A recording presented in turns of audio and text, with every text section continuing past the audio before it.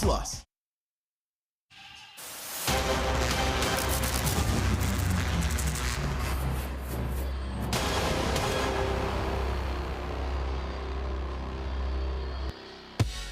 The last time the Colorado Mammoth and Saskatchewan Rush got together, the Rush had their way with the defending champs. Now they're in Denver, and the Rush are led by Mark Matthews for this big matchup against the Colorado Mammoth and Connor Robinson. NLL action from Denver, and the Loud House is next.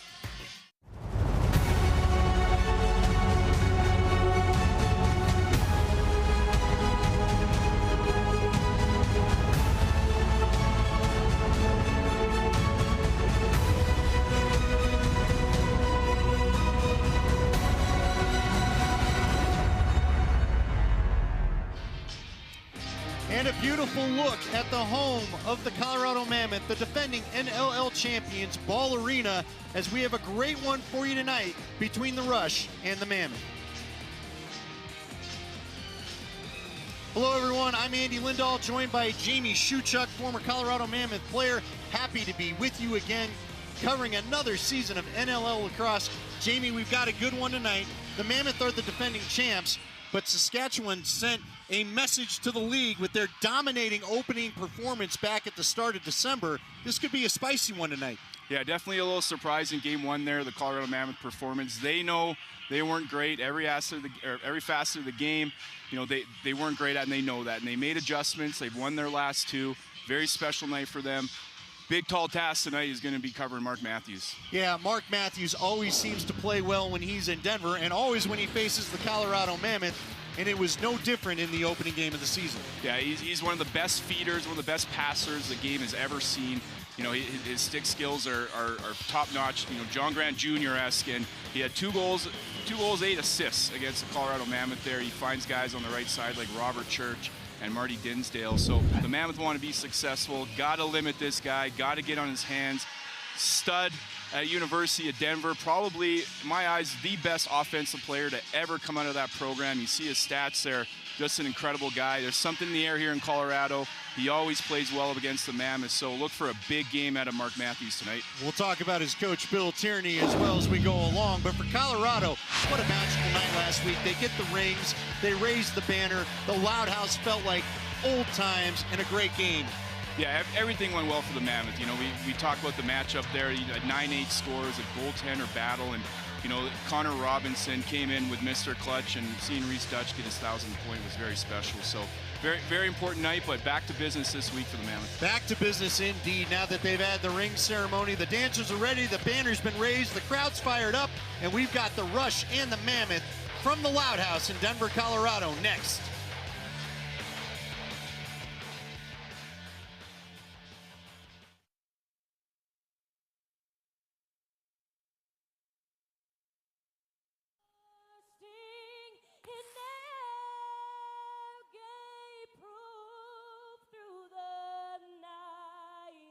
That our flag was still there.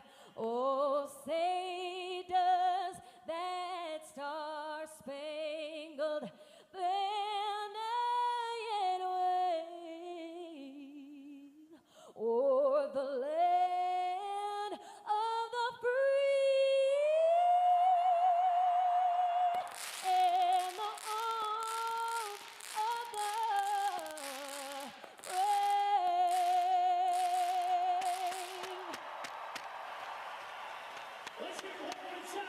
Country's anthems from Amanda Hawkins. We are ready for lacrosse here in Denver. Jamie Shuchuk, Andy Lindahl along with you, excited to be bringing our first game of the year. Of course, this is going to be the 4th game of the year for both these teams. Saskatchewan has had themselves quite a little run here, Jamie. Now, I think looking back to their New Year's Eve game, they really thought that they were probably going to have, as you get a look at their coach, Jimmy Quinlan. They've been really good under Jimmy Quinlan, by the way, since he took over 6-1. I think they thought things would be a little bit easier against Panther City, who's much improved. Yeah, and I spoke to Jimmy Quinlan this week, and that's exactly what he said. He thought their team took Panther City a little lightly there, and they realized they're in a dogfight and ended up getting the big win. But I think the week off was a good rest. Obviously, the holidays and all that kind of stuff was kind of a good thing for the Rush. But again, we talk about Mark Matthews, and the Saskatchewan Rush is always a threat here in this building. And for the Colorado Mammoth, of course, Pat Coyle is the coach. He was there at the ring ceremony last week. It was so funny because I was there watching it with the guys.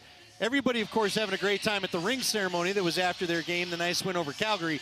You could see the coaches already grinding in their minds, though, about what to do for this week with the quick turnaround in the Friday night game. Yeah, and Pat Coyle's a veteran. Obviously, he's a player. He was on that 2006 championship team as a player as well. So, I'm sure it was fun to see his team celebrate. But, yeah, definitely back to business, and Pat Coyle is all business. We've got our guaranteed rate starting goaltenders. There's Alex Bouquet, having a nice season so far. Now, Alex has shown his temper a little bit. He got a penalty at the end of their New Year's Eve game as he gave a big whack to one of the forwards for Panther City. And, of course, there's the man that makes Colorado go. That's Dylan Ward, and you see his numbers there. Let's go down to the field and catch up with our John Gallant. Thanks, guys. I'm here with Robert Hope. Robert, short week for you guys after an emotional victory and celebration of last year's championship. What's going to be the key for you guys to come out to a quick start, especially against this powerful Rush offense? Effort, communication, hard work. If we do all those three things, we're going to be fine. They're a great team over there. We just got to work really hard. We're going to make the right decisions here, and we're going to get after it. Good luck tonight. Guys. Thank you, John. And Robert Hope, another one who just special look in the eyes of guys that have been here the entire time. So it was a lot of fun, Jamie, to just kind of see everybody take in their accomplishments. I got a chance to talk to Connor Robinson this week on my radio show. And I asked him, now that they got the rings, because it's 3 games in, the Mammoth have not really had many home games till last week. I asked him, is it time to put it behind him and move on? We got the Avalanche here in town celebrating their cup. Guys have talked about that. Connor said it's actually made a lot of guys hungrier. You know how it is. When you start winning, you want to keep winning. Yeah, absolutely. I know it was a stressful night for General Manager Brad Self. He said he's very busy that day, and it was a lot of fun. But yeah, I think the whole team just wants to, again, cherish that moment, and the veteran guys who have been around here in Colorado for over the last several years, they earned it. But again, you see Robert Hope there, team captain. He's one of those guys who's just, I've been around him. He's a natural born leader, and he's going to have this team fired up and definitely focused here tonight. Mike Messenger, Tim Edwards taking the first faceoff. And you'll notice out there that he's in your screen now, 13, Brett Craig. I want to just give a little tip of the cap to that young man. Tore his ACL a couple years ago before COVID.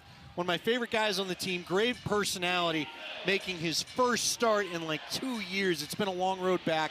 Congratulations to Brett Craig for getting back on the floor. But weird action with business to tend to against these two teams. Colorado looking to get their offense going. And frankly, look, Saskatchewan did not have the kind of game that they wanted to necessarily last week. They got the win, or last time out on New Year's Eve. But look, this offense has been cranking again, Jamie, especially since we talked about Jimmy Quinlan coming aboard. He really got the offense worked out. It can be quite potent. Yeah, and a couple new guys in their lineup. And speaking of head coach Jimmy Quinlan, he talked about guys like Austin Madronic on the right side there. Not a lot of, his numbers. He's got 2 goals, 1 assist, but it's all the little things he's doing. He's been happy with the production out of Powlis there on the left side. And, you got the big dogs with Mark Matthews, Marty Dinsdale, and Robert Church. And again, one of the questions I asked Quinlan was, how do you score on Dylan Ward when he's hot? And, so I think that was something that they worked on in practice. They're going to have to get good shots because this Mammoth defense likes to give up shots. You think they're good, but Dylan Ward usually swallows them up. Yeah, they tried to get a nifty little play in there. Unfortunately, couldn't connect on the pass for Saskatchewan. Jalen Chastry has the ball right there. Mike Messenger was throwing his body and his weight around as Kinnear thought about going to the rack. Now he's going to pull it out. Messenger played a very physical game last time out. Oh, there's a shot and score from Eli McLaughlin. Colorado on the board early. Something that did not happen in the first meeting back in December. Yeah, you got to love that, especially as an offensive player. That's their second possession out there. You can't give Eli McLaughlin that much time and space. And, just as simple as kid loves to shoot the ball. Watch him in warm-ups. Last guy on the floor there, and he was working on that shot. So huge goal, first shot, first goal for the Mammoth. Get this Mammoth crowd fired up here on a Friday night. Yeah, they got him going. Nice little crowd showing up here for Colorado. Messenger and Edwards back to the dot. That'll be the matchup in the face-off circle most of the night. Edwards this time able to kick it out. The loose ball, though, goes up to Saskatchewan. And up floor they come. Although a little bit of trouble corralling the ball. Maybe a lot of bit of trouble as we go along for Mallory. And it's going to be Colorado ball. Edwards picks it up. Now he works, waiting for offensive reinforcements to join him. Sandy, you'd mentioned Brett Craig in the lineup tonight. Zed Williams also back in the lineup for the Mammoth offense. So Mike Burke is a healthy scratch tonight. Zed was sick last week, wasn't able to be there. So definitely missing him in the lineup, and look for him and Reese Dutch to start building some chemistry. I think those two are going to feed really well off each other and as the season goes on. By the way, credit Matt Beers for the defense that led to the errant pass by Edwards to the turnover that ultimately ended with that shot by Church. And up floor come the Mammoth. That's a diving shot. It's kept out, and I think Joey Capito might have been in the crease regardless. Yeah, but they're trying to push it. Oh, absolutely. And as soon as that shot was taken, Joey Capito took off, and credit to Mark Matthews getting that big frame of his back there to break up that pass and give Joey Capito a low percentage shot. Another shot by Dylan Ward. Dylan Ward really had a strong fourth quarter against Calgary last week, which was it allowed the Mammoth to get back in the game and get the win. The offense was slow to get going for Colorado after a couple weeks off just last week. Chris Wardle with it now. McLaughlin sets a pick. There's big Zed Williams. Bouquet with the save. And returning to the offensive end, their offensive end is going to be Saskatchewan. The Rush now look to set things up. You know, an interesting game I thought on New Year's Eve for the guy that we all know so well around these parts, Mark Matthews. A little more of a facilitator. I know the guys on the broadcast were commenting about it too. There's a shot saved by Ward. He was a little bit more of a facilitator, even passed up a couple of shots at some looks, I should say, that normally he would shoot. Curious to kind of watch his start tonight as well. He's always seems to play well, as we mentioned earlier. Yeah, I think the key again is when Mark Matthews is moving his feet and he's getting open, and you know, his vision is incredible, and he's also got that 6'5" frame. There's a goal. There's Brett McIntyre. The kid is picked up, providing some scoring. You know what? He's a fun story, Jamie.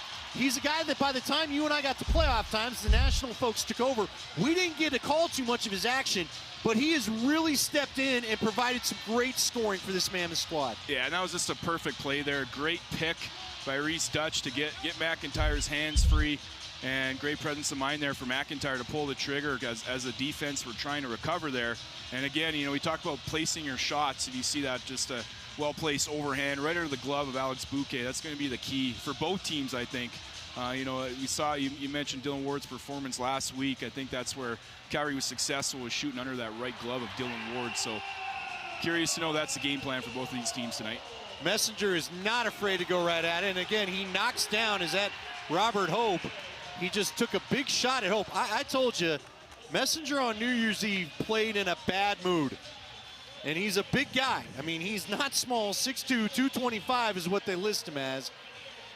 And Hope was feeling that one a bit after the Mammoth recovered the loose ball.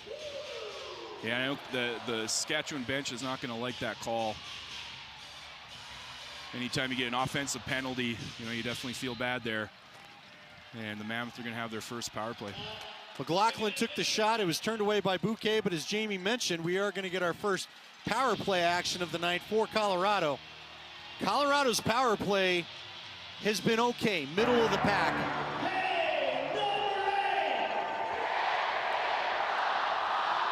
Saskatchewan penalty, 2 minutes, illegal cross-check. So there you go. The ref was keeping us in suspense as to what they were calling there, but we got the call, and that's going to be Messenger, who's now in the box.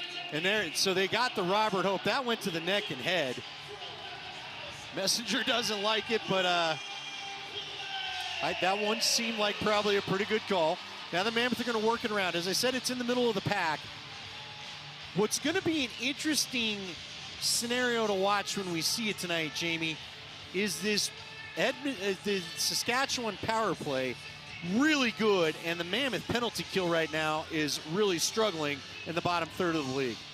Yeah, I think it's anytime we talk about special teams there, those are such big goals and help the momentum of a game. So, both special teams here, both penalty kill units and power play units are definitely going to be a focus here tonight. But again, we talk about what the Mammoth defense does there, and they like to have Dylan Ward see certain shots. And we're going to have our first break of this game. So Colorado, with a couple of early ones, leads 2-0. But there's plenty of action still ahead. When we return, the Mammoth will still be on the power play. Come back and join us at Ball Arena here in Denver.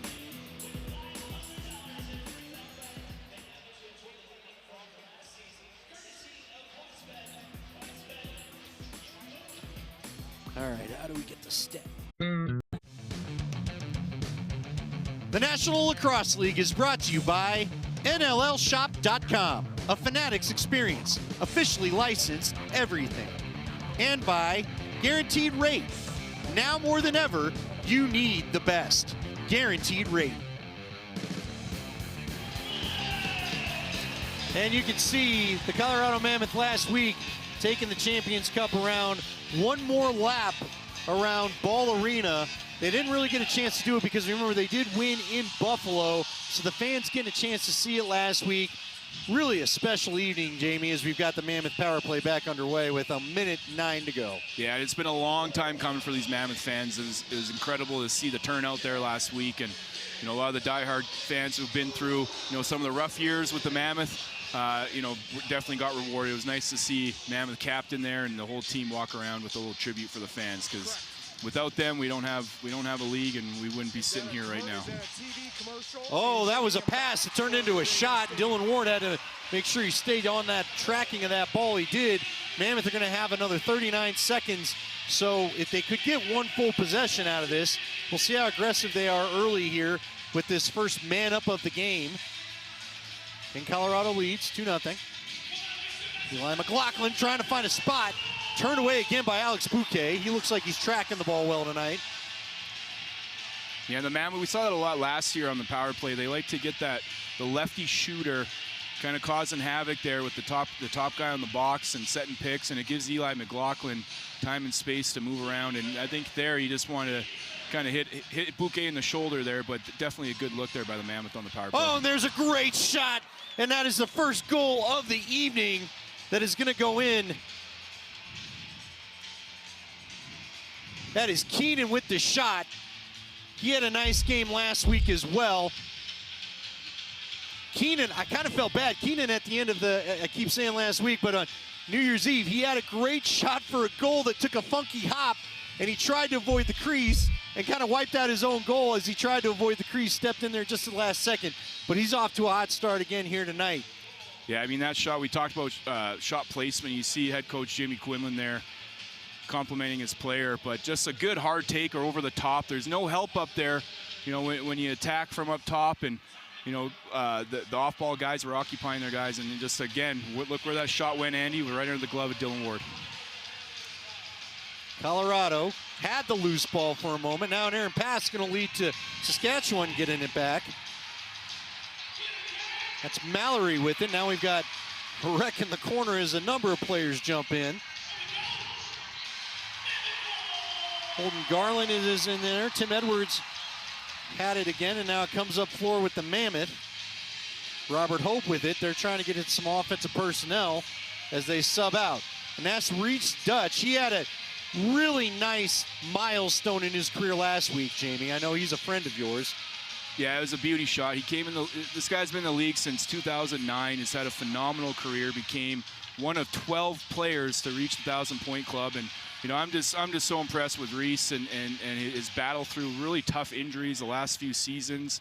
And the guy was one of the hardest working guys off the floor. So it's good to see him get a shot here. The Mammoth obviously needed a right-hander, and I mean, they got an absolute steal there with number 10. Yeah, that's one of those names when I saw the signing, and it happened after the opening game. There's another save by Ward that comes with a shot from Church.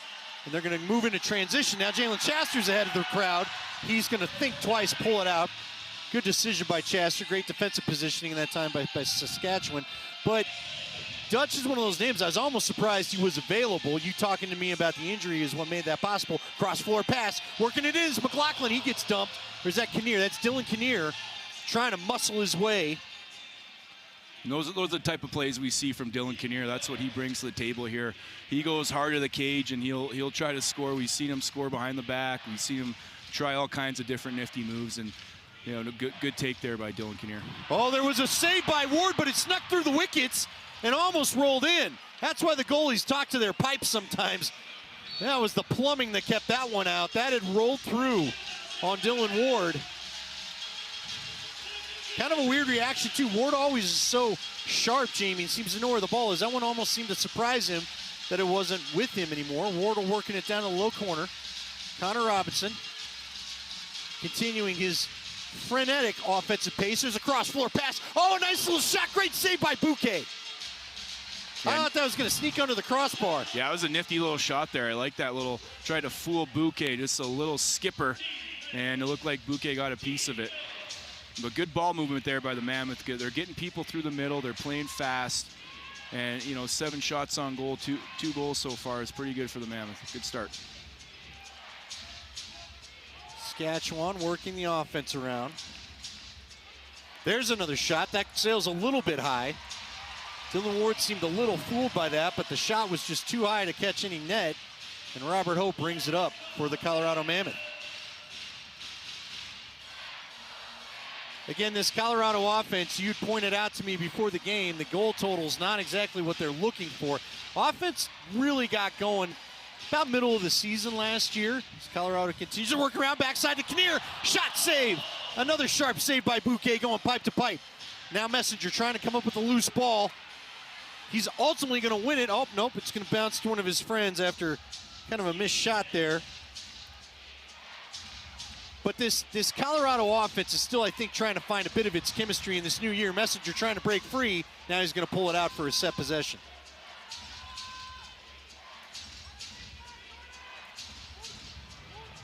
There's another drive to the net. Ridden to the ground that time, and we are going to have our second timeout as Noah Lieber was able to push the Saskatchewan player down. We have a 2-1 score as we hit our second break here in the first quarter. And we're going to go ahead and head to break as we get a look again at Dylan Ward getting some help from his friends, the Pipe, to keep it a 2-1 game.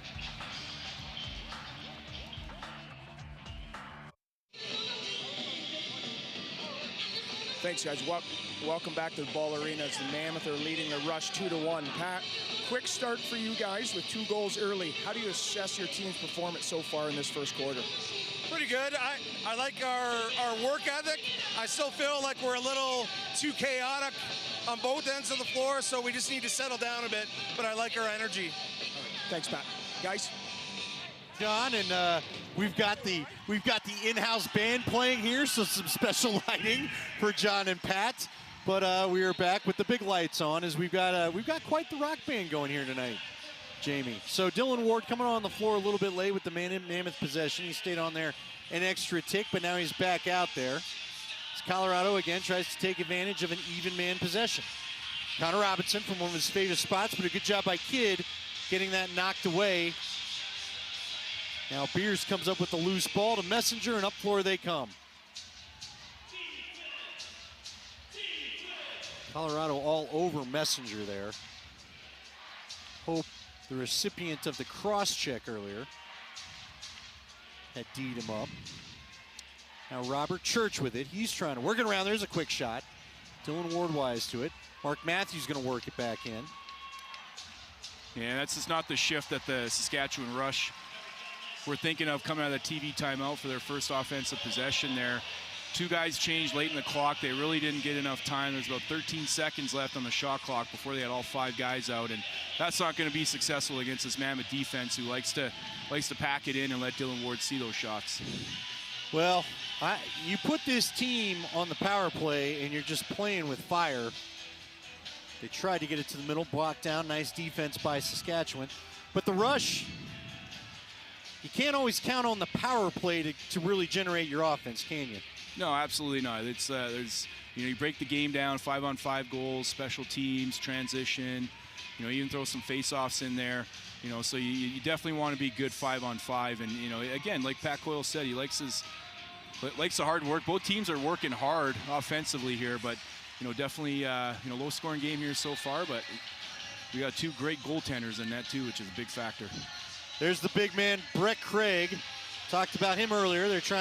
Mammoth now trying to keep the possession on their side of the floor. Loose ball up for grabs, and just relentless pursuit by the Saskatchewan Rush.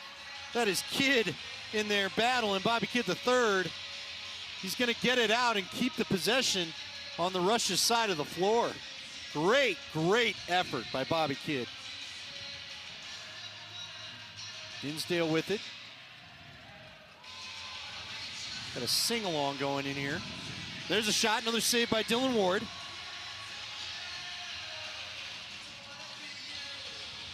Up the floor come the Mammoth. Tim Edwards with it. It's Colorado looking to get it settled. Edwards is going to sub off. They're going to get their full offensive specialists out there. That's Wardle to Robinson. Robinson looking for a pick. Wardle rolls off it. Now they work the right side. Robinson with the big shot. It goes in. Boy, I'll tell you what. Connor Robinson and the development we saw last year, continuing to show it this year, Jamie, he's almost automatic from that point on the floor. Yeah, and the guy went off for five last week, you know, but just a product of just great ball movement. And one thing I give the Mammoth a lot of credit for is, you know, Matt Beers came way up high there, and the Mammoth still commit to their picks, and they turn those corners. And like you just said there, Andy, once these guys, him, Eli McLaughlin, get their hands free from up there, you know, nothing fancy about Connor Robinson's shot, just a hard overhand shot. The guy can score in bunches. Reminds me of how Adam Jones used to just go off in this building, and Connor Robinson is that guy now for the Mammoth. There's no doubt about it. So now a 3-1 score here in the first quarter of play. Lots of lacrosse left. The Mammoth, after what happened in the first meeting between these two teams, has to be pleased. And I will say this, Saskatchewan feels like a team of runs at times, so Mammoth need to keep good offensive possessions. There's a shot, knocked down. Wardle with it, McLaughlin picks it up. Now he's gonna work it back out. McLaughlin with the twister, bouquet up as it goes off the logo, and upfield comes Saskatchewan again. Jarrett Smith with it. He's gonna wait for his teammates and then head off the floor. Robert Church looking to initiate something. Gets a pick, goes far side. Colorado stays tight on the man. Gotta imagine Pat Coyle's, oh, what a backside play! Oh, I was gonna say Pat Coyle's gotta be pleased with the defense there by Anthony Jokum, but just waiting on the back door.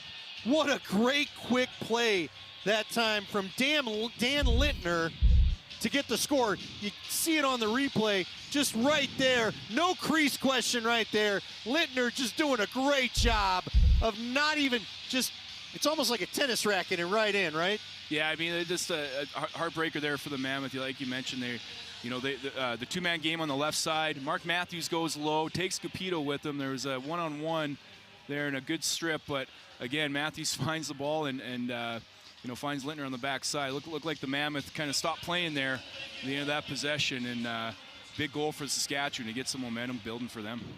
It's now a 3-2 game and another loose ball picked up for Saskatchewan, and they'll go back on the attack. Like I said, this team can put together some runs. They certainly did that in the first meeting for these two. Although all the Mammoth players just said, thought we might get a shot attempt there. The Mammoth players that we talked to, Jamie, they basically just said, you got to wash that game off. Like nothing. They tipped their cap to how well Saskatchewan played, and they were not pleased with their game at all that night. That's just a burn the tape game, right? Oh, absolutely. I said that watching it too. So Mammoth, they're going to go 6-on-5 here to get last shot.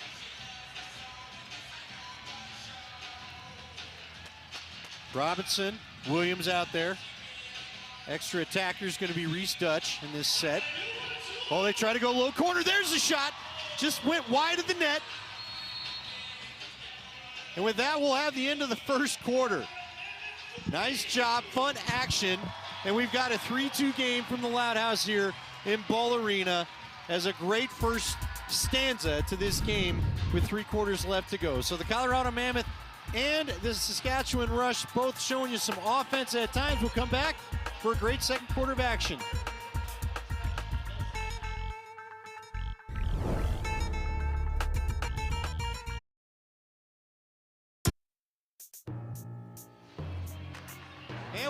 you back inside Ball Arena. Alex Bouquet in the first meeting was just outstanding against this Colorado Mammoth squad, a team actually he used to call home, but you can see by the video we're showing you now, quick on his feet, had a great game that night against the Mammoth, was really good in net on the New Year's Eve night against Panther City, and had some big saves at the end.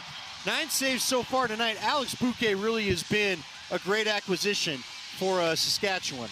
Massive, absolutely massive for Alex Bouquet, and the guy's having a great season. You know, he was here, he started his career, you know, as a backup goaltender. He had a stint here with the Mammoth. Every time he came in, you know, in relief of Dylan Ward, he played phenomenal. He became a fan favorite here in Ball Arena. You know, thought he had a good chance or a good shot with Vancouver, but you know, ended up not signing with Vancouver Warriors. An absolute steal of a pickup, I think. And you know, both these goaltenders here tonight have very similar stats. You know, again, we saw Christian Del Bianco battle Dylan Ward last week. It's amazing to see how many, you know, really good goaltenders there are in this league. I feel like every team, you know, has an opportunity there with their backstop. And Del Bianco was really good in net last week. There's another move and a nice shot and score for Saskatchewan as they get the game tied up. And another right-handed shot helping them out. And that's going to be Robert Church notching another goal. You see it right there. Yeah, look at the replay coming up here. You know, just a beneficiary of moving the ball, moving your feet, and you see the backside cut there. And where'd that shot go, Andy? Under the glove, overhand, under the glove on Dylan Ward to that far side. And again, just getting that ball moving side to side is key. And I like the patience there that the Rush had on that shift. And you know, head coach Jimmy Quinlan is stressing that, and get more energy there up front, get the ball moving, get Dylan Ward moving side to side. So Dylan Kinnear taking the face off with Messenger this time. Imagine they're just giving Edwards a rest, but we'll watch that situation a little bit. Edwards had a good game last week against Calgary. There's another pick and a shot as Saskatchewan getting their offense going. Now a transition opportunity for Colorado. Joey Capito thought about it, third man in. Oh, and it rang off the pipes. There's still no goal. Bouquet sat on it. It did not go across the line. Again, the pipes on that end seem to be playing a little extra goalie tonight. Dylan Ward got some help. There's the first helper for Bouquet. I wonder if they're thick. The old Happy Gilmore line. Are they regulation size, Jamie? Yeah, a good streak there. Great change there by the Mammoth defense getting off the floor. And you know, it's usually not the first guy. It's usually the second or third guy that ends up being open. So great execution there by the Mammoth. Just a couple inches there. Got a little extra action going on here. Noah Lebar getting into it with one of the Rush players. I didn't catch their number, but I see the goal as Eli McLaughlin.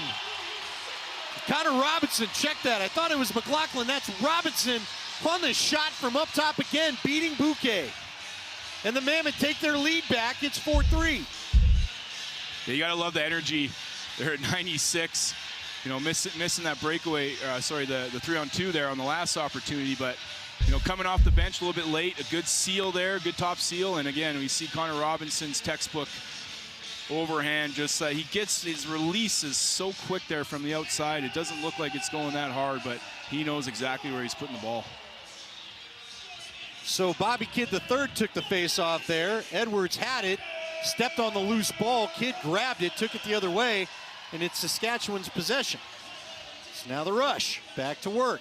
Mark Matthews trying to set a pick. There's a shot, and it caught the corner. Oh, what a seeing eye shot off the hop. That is Keenan with it.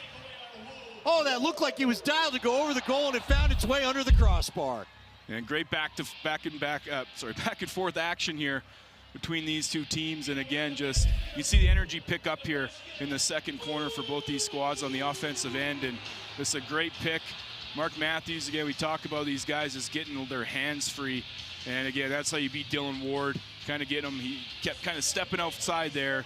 And that skip shot is extremely hard to do. That's something young kids need to practice when you see goals like that. Well, and they showed a great replay. That looked like it had a little English on it, too. That looked like actually on the replay, I thought it might be dialed wide, and it just took a little hop inside. Wish my golf shot would do that sometimes. The old wedge Cross floor. Another shot. Now Dylan Ward's on it, but he did not see the ball. He was looking around for just a second. Joey Capito has it now, though, and safely moves it to the Mammoth side of the floor. Capito's going to hand it off to Reese Dutch. Reese moves cross floor. This is Eli McLaughlin. There's a shot. Save. Now the loose ball was Saskatchewan, but taken back after a good check, and the Mammoth get a shot clock reset and will have a new possession. And that was a great set play again coming off the bench. Instead of shooting the ball there, Eli just tucked it underneath and went hard to the cage. Got the second possession. Decent opportunity there, but now we got the rush back on offense. Maybe a heat check from Connor Robinson. Saskatchewan. Far side. It's going to be Keenan again, trying to work his way in, working that two-man game. He does so well with with Mark Matthews. I think the shot hit him. Yeah, that's what it looked like. He was cutting in the goal there. I think he wanted the pass. Keenan decided to fire it instead, and it looked like it went off the left thigh of Mark Matthews. Yeah, I don't mean to laugh, but you don't see that too often. Well, he didn't even flinch at all. So. I know. those massive thighs. He's probably doing a lot of squats. He doesn't feel anything. I was going to say he doesn't even feel it. So Colorado again activating the offense. Wardle with it.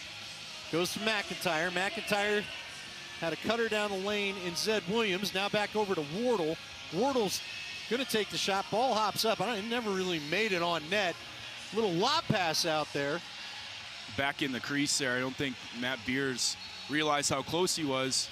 And it was kind of backpedaling, looking for a teammate to pass to, and back right into his crease. So it'll be Mammoth possession. I'm glad you had eyes on that. I'll be honest with you. That was one of those floater of a passes as Zed goes in that I thought might be dangerous to someone trying to catch it, because that thing's one of those where the old balloon where it takes a long time for it to come down. No harm, no foul. Colorado setting up another possession. Dutch over to Kinnear. Now Kinnear's thrown down, but he's going to flip it out to McIntyre. Messenger on McIntyre. Robinson picking it up. Physical play again from Saskatchewan. Robinson got in. I think he wanted to activate. Oh, and now there's a big hit from Jake Boudreau. Knocked down a Mammoth player. Hey, sometimes you get stuck on the train checks, Jamie. Yeah, as an offensive player here, I'm always commenting on the offensive guys. Matt Beers is playing an absolute phenomenal game here so far. We're getting an opportunity with Warren Jeffrey. Jeffrey tried to go high corner. Good rebound, though. Mammoth still have numbers. Uh-oh, McIntyre had it, I believe, and then he lost it. Excuse me, that's Capito. Yeah, Mammoth ball. Sorry, Eddie. Yeah, Matt Beers is all over the floor here. He's tossing guys, and he's putting pressure on the ball carriers, which I think is disrupting the Mammoth floor right now. Wardle with the shot. The moving pick. Moving pick, wouldn't have counted anyway, and that's going to give us our first break of this second quarter. It's always a fun one. It seems like this division is always fun, and we've got another one tonight. 4-4 is our score, all even as both offenses trying to get it done. It's an up and down game. You see the last couple of shots there for each team that gave them their fourth goals, and a big hit to cap it all off. We'll be back with more action. And we welcome you back to Denver, Colorado, inside Ball Arena, where we have a 4-4 game. The coach of the Rush is Jimmy Quinlan. He's with our John Gallant. Thanks. Jimmy, you spent most of that time out addressing your defense. Can you share what you were talking to them about? Yeah, we're getting trapped, I think, kind of in too far. Colorado's doing a good job using the bench and sealing us in and getting good outside shots. And so guys like Zed Williams, Robinson, McLaughlin, you give them time and space, they'll make you pay. So we've got to do a little bit better job of either establishing ball pressure or extending out on their swings. So we'll address it, we'll correct it, and we'll be good. All right, thank you. Thank you. Guys, we appreciate it. We talked about how good the offense has really kind of shown up. It was a struggling offense when we saw him early last year. Jamie, what has Quinlan done to get this thing cranking the way that it has? Well, one thing about Jimmy Quinlan is this guy, when you think of the Rush, even going back to the Edmonton days, you think Jimmy Quinlan, being an Edmonton-born guy. Fun fact about him, he's the only guy, the only person from the inaugural Edmonton Rush who is still with the organization. He kind of took a couple of years off there, but it's great to see him get the opportunity. I know what this guy is about. He's an educator. He's a teacher back home, teaches, coaches lacrosse, and you know, to see him at the helm of professional level is very impressive. But the one thing with him, like I mentioned, he's an educator, but he's a motivator, and you know, he's one of the guys as a player's coach, and you know, definitely the guys love playing for a guy like Jimmy Quinlan. Mammoth with the possession now. Again, we've got a 4-4 game. Not really too many runs, more than a 2-goal run by either team. They've stayed within a goal of each other. There's Ed Williams. Oh, that one looked like it might sneak through, but good job by Bouquet to keep the stick over the 5-hole, and that hops wide. There's Beers with it as he brings it down. Pass up floor for the rush. Chasser getting bullied around, and what a great shot. That is Robert Church. I believe that's his second on the night. Yep. What a creative goal by Robert Church. Yeah, and a quick strike there.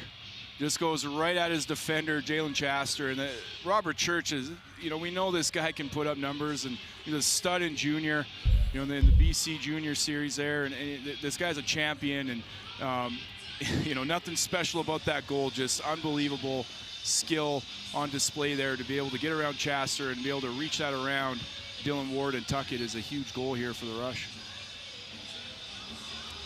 So a loose ball again. Edwards and Messenger do battle, joined by half their teammates now. Messenger digs it out, and it looks like it'll go over to Saskatchewan as they picked up that loose ball by Isaac Yu. Saskatchewan setting up another. They are enjoying their first lead of the night at 5-4. Keenan with it. Matthews just throwing himself in there like a bowling ball. Keenan takes a shot. Dylan Ward there for the stop, but that had a lot of heat on it, so it comes out of the crease. Now a loose ball battle, and it'll be picked up again and head the other way. Oh, there's another hit, but that one is going to draw a hit from behind penalty, and that's going to get some people fired up on the Mammoth sidelines. Yeah, good pressure there by Saskatchewan to get the ball. They stripped Jordan Gillis. Really get the ball back, and yeah, kind of a dangerous play there. Jake Gaudreau with the hit. Yeah, he's got Brett Craig was about to catch that ball. You know, the buddy pass, the suicide pass we talk about here, and we get another replay, but just right in the numbers, you can't do that. You know, you got to get better positioning as a defenseman. That's going to get called 100% of the time. I don't think Brett Craig saw him coming. Hopefully he's okay. Saskatchewan, minor penalty, illegal body check. Yeah, that's one that at minimum takes the wind out of you, right? And you hope the head whipping action doesn't do too much more either. But this one, I'll tell you what, this game, if it stays close, probably is a favor to the officials. The guys told us, at least the Mammoth guys we were able to talk to, told us no big deal. But I mean, that was a fairly convincing win that Saskatchewan got the other night. And as the physical play picks up, I'm curious to see how rough and tumble this game gets. Right now, the Mammoth on their second power play. First one was empty. Now a loose ball picked up. Messenger out front. They're trying to get it to him. He's just trying to kill time, if nothing else. Connor Robinson does battle with him. Connor Robinson can get the Lucy after a good man ball battle from Edwards. Yeah, we see the Mammoth. They're so diversified up front here. They have the ability to go strong left on the power play or strong right. They've been choosing to go strong left here so far tonight, and Eli McLaughlin is leading up at the point. So that's Dutch and Zed this time on the right side. McLaughlin in the middle. McLaughlin with it. Big shot, big rebound. Mammoth get it back. Reset of the shot clock. And we've got 58 seconds to go here on the penalty. Again, the left side shooter's working. Now over to the right. There's Dutch. He shot it, but a good block, good stick work that time by Saskatchewan, but they'll stay back. 15 on the shot clock. 43 on the penalty shot inside from McLaughlin again. But Bouquet is sharp. Now that went on net, so another 30-second reset. We've got 35 on the penalty.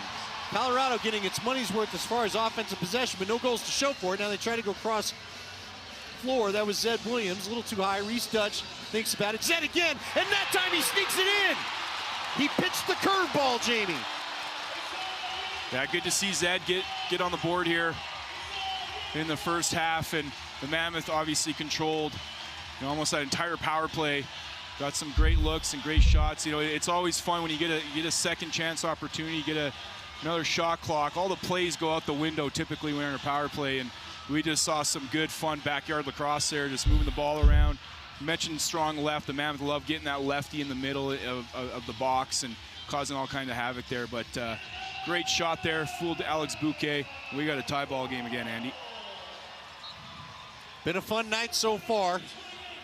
This time Tim Edwards coming up with the face-off win for Colorado. Hope's got it. Hope to Craig. So Craig's back in the game. That's good. No worse for wear after the hit from behind.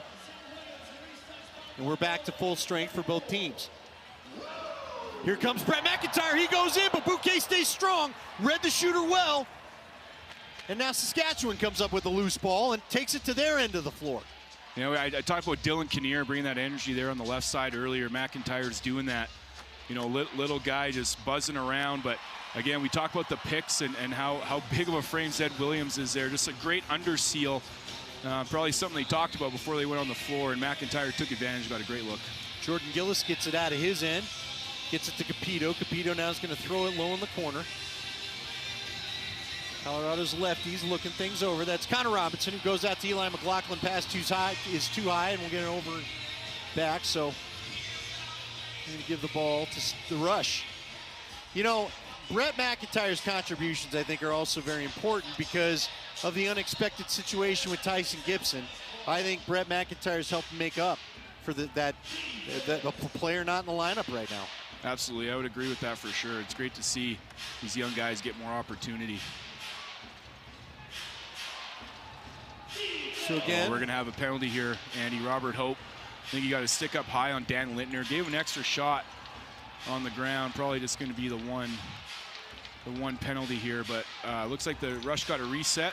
So they're going to pull their goalie here and go 6-on-5 with the delayed penalty. Trying to read Littner too. He got up slow. Oh, Littner trying to do another magic stick work. He doesn't quite look himself. So I think he's still stunned from that. Oh, what a pass. Mark Matthews, the magician, goes low corner. I believe it was Keenan that got another shot. Doesn't matter. They're going to be able to get the penalty here. So we'll wait for the call. Cross-check likely, right, is what you thought you saw. Colorado penalty, 2 minutes, illegal cross-check. There we go. Got up high a little bit. Right in the neck of Dan Littner. That was why Littner was stunned from that. And when he got that shot attempt in the corner, we didn't see really the usual effort we could see from him. He can get up. We will take a timeout, and when we come back, we're going to have the Rush on their power play. Very dangerous power play. Come on back.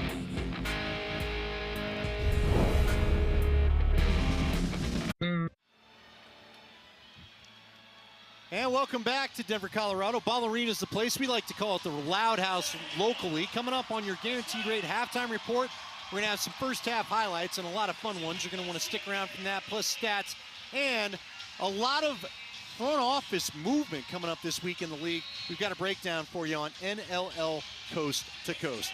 First time for the power play. Ooh, and another quick shot for Saskatchewan. Another dive in the crease that time from Church. Mammoth get the ball back. And again, this is a very good power play, but out on the run, there's the shot. It's going to go wide for Capito. He's going to have to get back because the Mammoth are already down a man. Now he'll get to the bench. Colorado will get a couple fresh penalty killers on. Again, the Saskatchewan power play has been very effective this year. The Colorado penalty kill has not been the strength of this team by any stretch. They're trying to improve that right now. But getting back some healthy defenders, including Brett Craig, hopefully will help things if you're a Colorado fan. Oh, there's a shot. I thought it beat Dylan Ward. It went off something. I thought it was his far pipe. So back at it is Saskatchewan. 5-5 to score, 3:49 to go. Colorado boxes up. Mark Matthews held scoreless to this point. Oh, but they're great behind the back pass. Church couldn't finish. Still a pretty play. Are you surprised? And I don't want to be giving the old broadcaster jinx. There's a shot. You surprised that Matthews has been quiet to this point? Well, Jamie. it's interesting, too. I was looking at his numbers. We talk about him feeding the ball and being the distributor of this offense. You know it's bugging him that he only has 3 goals. You know, he's going to be the first to say it's not about me, but he's a goal scorer. He wants to contribute, and, you know, definitely not the offensive goal production so far from Mark Matthews, but, you know, he's the one throwing his body around, getting guys like Ryan Keenan open right now. So, you know, it's just not him getting the looks, but, again, his contributions are so valuable here for the Rush up front. Robinson shoots, that catches the glove. And with 15 seconds left to go in the Hope penalty, Colorado's going to try to kill it off. We'll see how aggressive the Rush want to get. Yeah, this is one you don't really want to go for a quick shot here because the guy coming to the penalty box could be on a breakaway. Looks like they're going to go for it anyway. Oh. And it pays off. Lintner. Is that Lintner's hat trick? I think it might be. Second goal for Lintner. Of course, he was the one that took the cross check that led to this extra man situation. And that is just, I'll tell you, I'm a big fan of the quick sticks. That is just textbook how to do it. Yeah, it's one of those things, too, you know, scouting the way the Mammoth play their man down, their penalty kill. Dylan Ward comes up high, you know, the top of his crease there. He wasn't as far out as he typically is, but you know that's something they've been looking for, that backside, you know, side-to-side crease dunk, wind up, skip it to the backside. And Dan Lintner's been a guy that, you know, I was very impressed. He was here in this building with the Toronto Rock, I believe, a few years ago, and I just love his game. He's a huge addition, you know, playing on that side with Robert Church and Marty Dinsdale. So it's good to see contributions from all these Rush players up front tonight. Sullivan unable to corral that pass, and so it goes right back to Saskatchewan, who, again, their biggest lead tonight has been a goal. Colorado's has been 2. They've stayed in touch with each other, and I thought Mark Matthews might get his first one right there. He was right on top of Dylan Ward's crease. Now he battles, gets the loose ball, gets it out to a teammate. Dylan Ward saves it again. Frantic action in the Mammoth zone. Mammoth got numbers here if they push. I don't think Zed Williams realized. Yeah, tough one. That's a broken play there. Well, miscommunication. Joey Capito was waving Zed to go down there. They would have had a 4-on-3. Oh, good defensive play, and now he pulls up. Here comes the Mammoth one-man show there for Gillis. What a good job. He knocked down the pass, got the loose ball, and brought the possession back for the Mammoth. Rush were about to have numbers. That was a big play right there.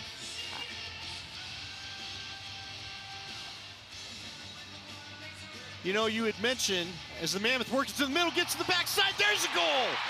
There's a goal for Colorado. I believe that was Kinnear diving in. Dylan Kinnear with it. Now again, whenever you're in that area, we're probably going to wait and take a quick peek to make sure there was no crease violation, because he was awful close. I don't believe that was the initial pass they were trying to make. Yeah, you could see it went off. Looked like Wardle just drew like every Rush player there on the defense there. There you can see right here, you know, you have 2 guys collapse, and, you know, Kinnear had his stick up, just like in hockey, stick on the ice, kids. Keep your stick up in lacrosse. And Dylan Kinnear doing what he does, going hard to the net and burying the ball. Yeah, flopped just right. Didn't really dive in, just flopped to keep his feet out of the crease. And that gets his game tied again. And now Jalen Chaster has it. And the Mammoth are trying to take a lead. We got a minute left to go in a very entertaining and back and forth first half here from Ball Arena. Both teams, some great highlight goals. Now, interesting, we saw Zed there. Zed was out sick last week. We mentioned that. Zed spins, goes and shoots. I'm going to show you what I know. I do wonder, though, we saw that break where it looked like he could have busted it. I wonder if his lungs are all the way with him after the week off being a little bit under the weather. There's a shot, bounces big time over the cage. Loose ball battle to be had. Joey Capito basically held off Ryan Keenan, and now Gillis comes up, gets the ball from behind with 27 seconds. The Mammoth have a timeout. They're going to try to use the full shot clock here. Yeah, so looking at things, we got about 26 on the clock, about a second between game clock and shot clock. Yeah, it's perfect timing here for the Mammoth to be able to draw up. 6-on-5 play, hold for last shot. You know, it's always interesting to see what defensively what the Rush are going to do here. You know, do they lock a guy off? You know, kind of disrupt what the Mammoth want to do, because there will be a set play here. We usually attack around 7, 8, 9 seconds. So look for some picks up top, look for the ball to be swung side to side, and potentially a walk-off from the rush defense. And if I'm the rush defense, I'm locking off Connor Robinson, because I feel like he's always the guy, the trigger man, and he can catch and shoot the ball so quick.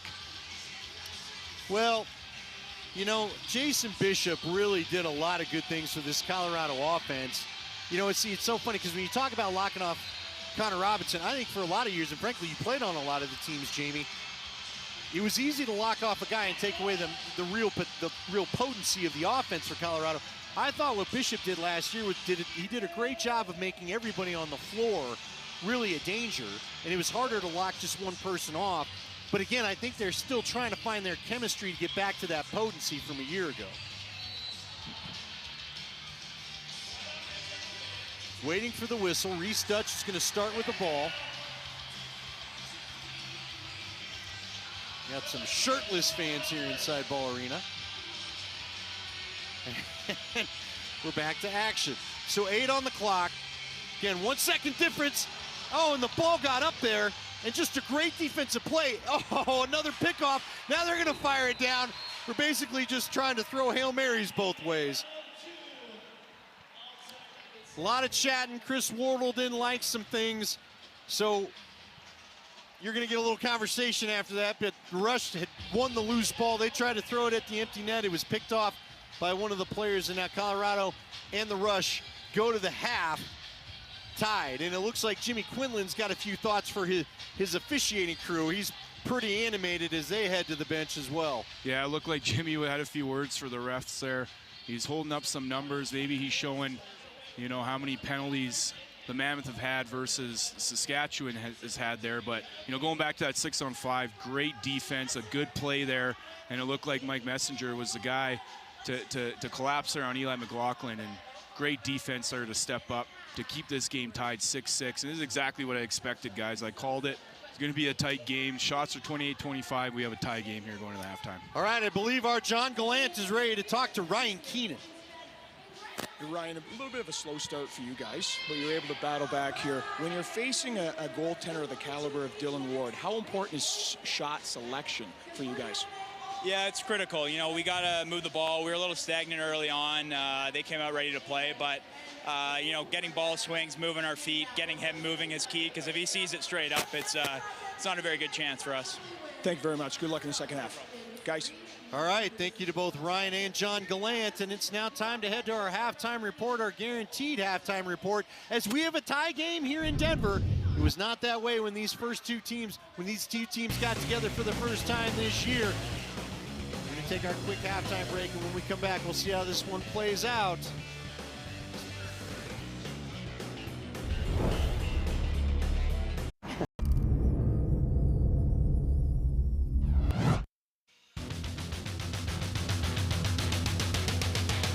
Welcome back to the Guaranteed Rate Halftime Report. I'm Andy Lindahl along with Jamie Shuchuk.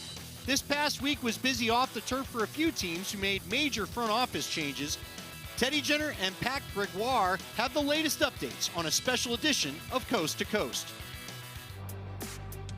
Myself included, thought this Riptide team was ready to take the next step, but unfortunately for them, feels like they've taken some step backwards. So Jim Veltman and the Riptide decide to part ways, no longer the GM anymore. Not the move maybe we were expected, but in comes Rich Lisk. He is now the standing GM, and he's a GM that has success in this league. He knows what it takes to build the team. So, you know, it's not going to be a big shakeup, I think, but definitely a shakeup. And we already saw him go out and make a difference and grab a veteran defender in Chad Cummings.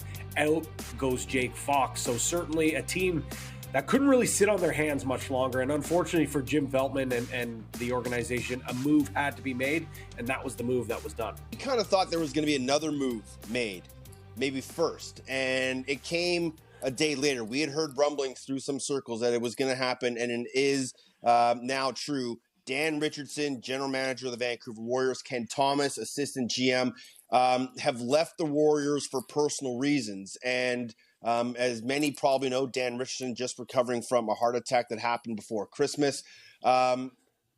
and so this was a move that he felt and Ken felt were both best for them in their personal lives. Well, first off, we want to wish all the best in a recovery for Dan Richardson. And of course, obviously, the news when that came out, you never want to hear that. But we obviously have to talk about the lacrosse side of things. Now, there is no GM as of right now in the place of Dan Richardson and what he was doing and trying to turn this franchise around.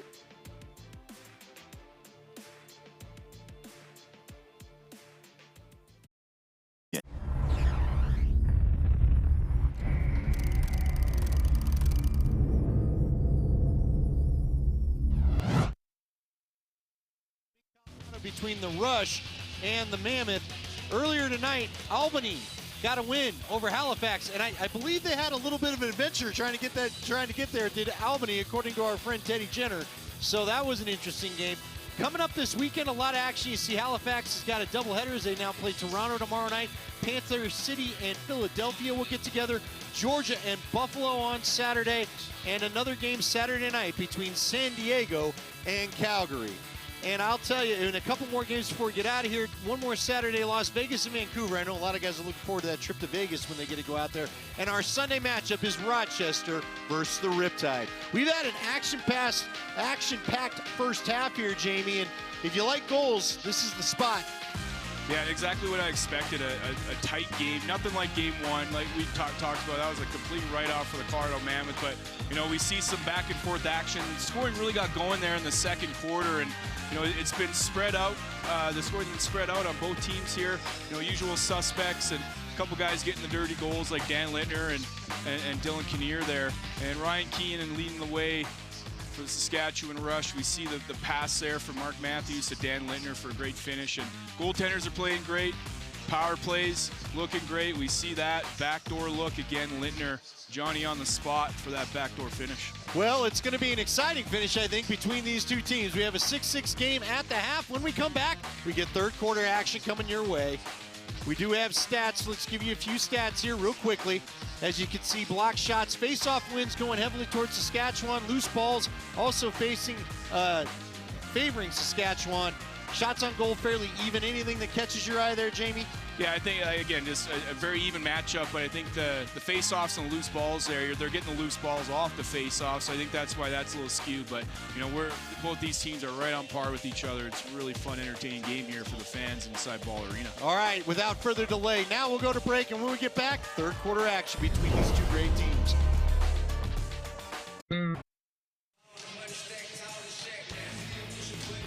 We welcome you back inside the Loud House, and last week, another banner went up. This is John Gallant, our mayor of the benches, when he raised his championship banner as well back in 2006. He helped with last week's banner raising. It was quite a special night. I know for John to see it go up, being a part of this franchise for so long. Let's go down to the mayor between the glass. He is John Gallant. John, just talk about that moment. As a man that's been so much a part of this franchise, a captain of this franchise, what did it mean for you emotionally to see the banner go up to the rafters? Well, you know, it took too long between, you know, the first championship and obviously the second one, but to do it with Josh Sims and Tom Etherington, Nick Carlson and Scott Stapleford, you know, other members of that championship winning team, and to obviously Pat Coyle was on that team as well. So to have all those guys back, you know, to see the excitement of these players, you know, and their enthusiasm and energy from that brought, you know, us back to that moment when we were able to go into Buffalo as well and bring the Mammoth their first championship banner. John, before we let you go, I do want to ask you, how does it switch to all business when you get to this point in the year? Or like Connor had told me, does it make you just hungrier for another ring when you get those rings on? Well, I think, you know, it's a different group and it's a different team, and so you kind of, you know, you bring that new hunger, those new players who are not part of that team, bring that, and, you know, it's excitement to have it go up, there's a sense of relief that now it's finally over. You know, there's no more ceremonies, no more parades. You know, I know the Mammoth had a dinner that night after and got their rings, and so now a game like tonight is the official start, right, to possibly trying to bring another championship here. Thank you, John. And Mark Matthews is on the board. We wondered about it at the end of the half. You said it's got to be bugging him to not score goals. There's his first one of the evening. Well, it's funny watching again, just a great pick and roll there, him and Ryan Keenan. Such good chemistry going right now. And you could tell Mark Matthews looked like he wanted to pass that ball, but that little hesitation, those couple stutter steps, and he kept moving his feet. Dylan Ward didn't, and again, under the glove shot, hard overhand there, but again, just great chemistry there on that left side of the Saskatchewan rush. And it's now a 7-6 game, no big shock there. This has been a back and forth one-goal lead all night long, although Saskatchewan, I think, has enjoyed the last 3 one-goal leads. Colorado now gonna have to go on and play a little bit of defense. I think we had a false start there. So, you know what, Johnny's right. And I think John made another great point. I had a chance to talk to a buddy of mine, Scott Hastings, that played for the Detroit Pistons, won a ring. He did say when the new guys, and maybe Jamie, you could talk about this, when the new guys that didn't get the ring see all the fanfare and stuff that goes around getting a ring, it does make some of the new guys hungry to want to be a part of it too, doesn't it? Oh, 1,000%. It's funny you mentioned that, Andy, because 2006 when the Mammoth won, I got drafted that summer after they won, and my first season was with 2007, so I was able to play with some of these legends in the game. Gary Gate was the head coach then, you know, so just looking back, the Gavin Pro, you know, you see the numbers, you know, hanging in the rafters here. There's you know, 3 guys that were part of that group there, so 100%. I was hungry, a young 21-year-old rookie with a goal by Zed. Speaking of hungry, Zed Williams getting number 2 on the night. There was going to be a penalty called, but they're not going to need it now after Zed's big shot from up top. Yeah, nobody picked him up there, coming in late off the bench. Kind of an unsettled situation there, 6-on-5, and Zed decides to pull the trigger. You know, he's got so many he's got such a repertoire of shots from the outside, and you know, that was his kind of, he leans his head, sidearm, and snaps it under the glove there of Alex Bouquet. Big goal there to get this game back tied 7-7. By the way, quick note, most career Mammoth games played, John Gallant. Oh, yeah. Your guy, our guy, the mayor of the benches. We heard him as we were getting ready to go down to him, saying hello to all the officiating crew and talking to the coaches. Everybody knows John. John is not your typical floor side reporter, shall we say. No, you mentioned Andy. He's got 181 all-time games played, franchise leader. The next guy is Joey Capito, playing his 159th game. You know, so if you think about it, that's a couple seasons for Joey Capito to be able to catch the Mammoth legend, John Gallant. Shot clock ran out on that possession after another big shot by Connor Robinson goes over the cage. I am interested at some point, Jamie, can you figure out, as we get the rush possession, but a couple right up top from dead center going in, one from Zed, one from Connor. There's a shot from Matthews, saved by Dylan Ward. That'll go off to the quarter. Capito battles for the loose ball, had it for a second, but it's going to come up rush. We're used to seeing Connor Robinson. Now we get the stick knocked out. Loose ball still battled for, and Church comes up with it. But just real quickly, anything that you can focus in on? Zed getting it from that spot's a little unusual. Yeah, I think it was product of the 6-on-5, that delayed penalty there, and the guy up top. Big save by Dylan Ward. Nice shot opportunity. Go ahead. Yeah, I was just gonna say, you know, but that's going back to, you know, what Bishop does with this offense. It's an offense by committee. It doesn't matter who scores the goals, and everybody's got to get to those dirty areas, cut the middle, go hard to the net. Everybody's got the green light to pull the triggers. We see right there, we usually see Dylan Kinnear go hard underneath into the goal, but even he's got the green light to go. So that's what makes this Mammoth offense so deadly and so tough to defend, because they are all so unselfish and don't care who gets the goal. Kinnear goes in again. Now that one is fully in the crease, and they called it that way. It wouldn't have been a goal anyway because Bouquet was up to the task. With a 7-7 game, here comes Saskatchewan. It's a lot of fun to watch these teams play, especially in this division. It just feels like it's always one-goal games. You and I talked about it on the phone this week. It's just always one-goal games as Matthew looked to put another one up. Matthews is vicious with that one hand. You know, most lacrosse players as the loose ball's corralled for Colorado. Is that Lieber, I believe, that has it. Now he's going to try to pull back out. He's a defenseman by trade. No, that's Edwards that's got it. And now Zed Williams doing a little bit of physical work along the boards. To me, Jamie, I feel like if you get a guy to go with a one-hand cradle, you feel like you've got to win. Kid comes up floor. He's going to take the big shot, gets his own rebound. Does he look for an offensive specialist to give to? I think he was thinking dunk there. Now it's back to Matthews. Matthews, I've seen take one-handed shots where I swear he gets more steam than I do with two hands sometimes.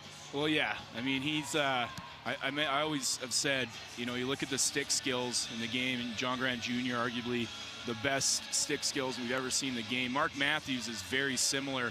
You know, what's interesting with him, he's got a really shallow pocket. Oh, a rebound and a beautiful shot back. I mean, not even thinking about it. Robert Church just corralled and shot it. That'll give him a hat trick on the night. Toss the chapeau, as our friend Connor McGahee says. But just a great reaction off the boards, and Dylan Ward, I think he saw the rebound behind him. He turned around too late to locate that Church shot. I think it surprised him. Yeah, it went off the post, off the back glass, and yeah, like you mentioned, Dylan Ward just lost sight of it, and it went right to Robert Church, and makes no mistake putting it in the empty net, and he's going to take those shots all day long. And another one-goal lead for Saskatchewan. They got their first one-goal lead halfway through that second quarter, and they've been the one to climb on top. They've never led by more than a goal, but they've got the math going in their direction right now in this game.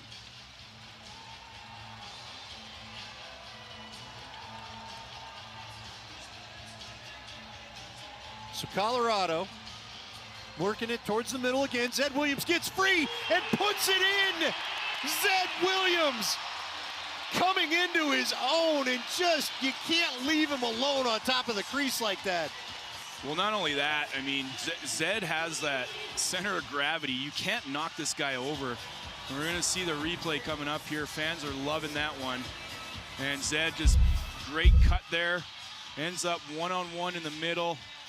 Slows down, loses Rubish, which is not an easy task. And, you know, when you give any of these NLL players that much time and space on the goal, I don't care who's in net. And Zed Williams does a great job keeping his stick up high over his shoulder. Little step there, fake to the right side, come back short side, and another tie game, Andy. Well, we've got a false start, I believe, on Messenger, so the ball's going to belong to the Mammoth, but we also have our first time out. And what a surprise. We're tied again at 8 in this contest between the Mammoth and the Rush. I got to tell you, Zed's one of my favorite people. The guy is such a beast and just such a nice guy off the floor. We're going to go to break, and when we return, we'll come back with more action from the Loud House.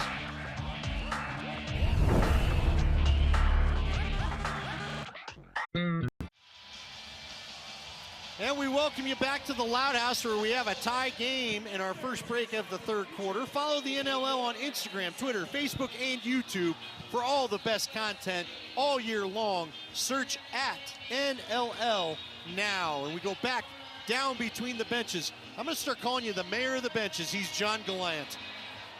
Thank you.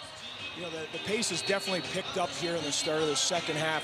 During that intermission, both offensive coaches stressed the importance of ball movement and swinging the ball from side to side. And you can see the result of that has been Zed Williams' last goal. Great save there. You can see the result of that ball movement is now creating more shots inside. So ball movement, both sides, was stressed by both offensive coordinators during that last time out. Well, and Jamie, getting a goalie to go pipe to pipe is sometimes your best elixir when you've got a guy that's hot. Do you feel like, Jamie, as we've got the Rush with the possession, I feel like we're getting a lot of loose balls battles tonight. Like normally loose balls you'd see corralled after a shot, I feel like are being battled for a little bit more right now. Interesting pace to this game. Again, 8-8, about 9 minutes left to go. Dylan Ward looks for a transition opportunity, then dumps it off to a close man, and that's going to be up to Kinnear, or excuse me, that's Jeffrey, as the Mammoth get their offensive personnel on. Kinnear's actually got the ball right now. Setting up from the left again, trying to get a pick. Now they go low corner, that's McIntyre. Oh, there was a play there to be had, Jamie. That one looked like a juicy opportunity, but they could not get it in the stick. That's one of my favorite plays to see in box lacrosse, that pick off the swing. you know, the high side lefties there, and then just a skip pass. And the guy who sets the pick is the guy who ends up open. You know, the 2 passes away there. Unfortunately, the Mammoth just couldn't capitalize. But a beautiful play to watch nonetheless. Connor Robinson goes to work in his office. Now he's at his spot, but he's chased. He tried to go back to Wardle. Rebound's going to come to McLaughlin, who will shoot. That'll go wide. Connor's going to save it, but only 3 seconds on the clock. Oh, he tried to, I don't know if he's trying to shoot it or dump it in the corner, but one of the rush, that's Beers, took it right on the chin. Yeah, there's some confusion here because it looked like it went off Beers, but the question is, the shot clock was looking at about to expire, but the referee said that it was a deflection, went out, but I think the right call was made there. I think the shot clock did expire. And I just hope Beers has all his chiclets after that. That looked fairly square. He's a tough guy. He jumps in front of those shots all the time. All He's you one guys of those, are. He's one of those. He's one of those D guys. I'm not going to claim I am, but he's one of those D guys that not afraid to jump in front of a. You know, the ball's moving 90 miles an hour plus, and he ain't afraid to take one for the squad. Listen, I've got a few friends that like to get a couple pops in them and then start talking tough, and I've told them, well, just avoid the players at the bar is all I request. Maybe go find someone that's not a pro athlete. How about that? So to me, yes, Jamie, you all are. We got a delayed penalty here. Unsure what happened. Yeah, like the referee Ward was signaling on a the way cross check. off. And Saskatchewan's starting to bark at the refs. You had mentioned, I think Jimmy Quinlan did not feel there was an even tally at the end of the half. This is Todd LeBranch here giving us the call. Saskatchewan number 70, minor penalty, illegal cross check. It's Holden Garland. He'll head to the box. And I believe this is going to be, is this power play 5 for Colorado? And I believe Saskatchewan's only had 1. Colorado, it's just their third power play for Colorado. They're going strong right here with Reese Dutch up top, and so a new look for the Mammoth.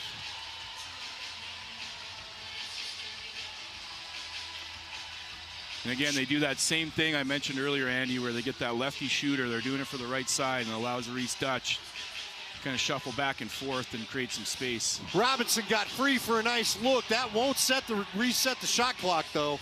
As we're down to 1, it's going to be the rush ball.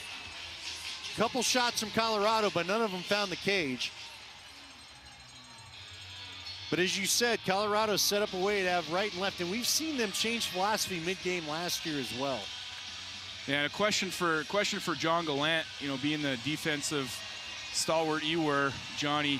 You know, how do you defend that when they're getting different looks? If you're strong right or strong left and they switch that up, does the mindset change as a penalty killer, or do you kind of just stick to your plan? You know, the mindset's going to change because, you know, it depends on who the point guy is, right? You want to be strong. You want to be strong side to that point man stickhead. So the mindset is just going to change on the shift, more of an east to west type look there. McIntyre trying to squeeze one in between the pipe and Bouquet. Bouquet was ready for it. So now with 41 seconds of penalty time left, Saskatchewan with the ball. We'll have to see how much of this time they want to just run off. 31 seconds with 14 on the shot clock. So they can run this down.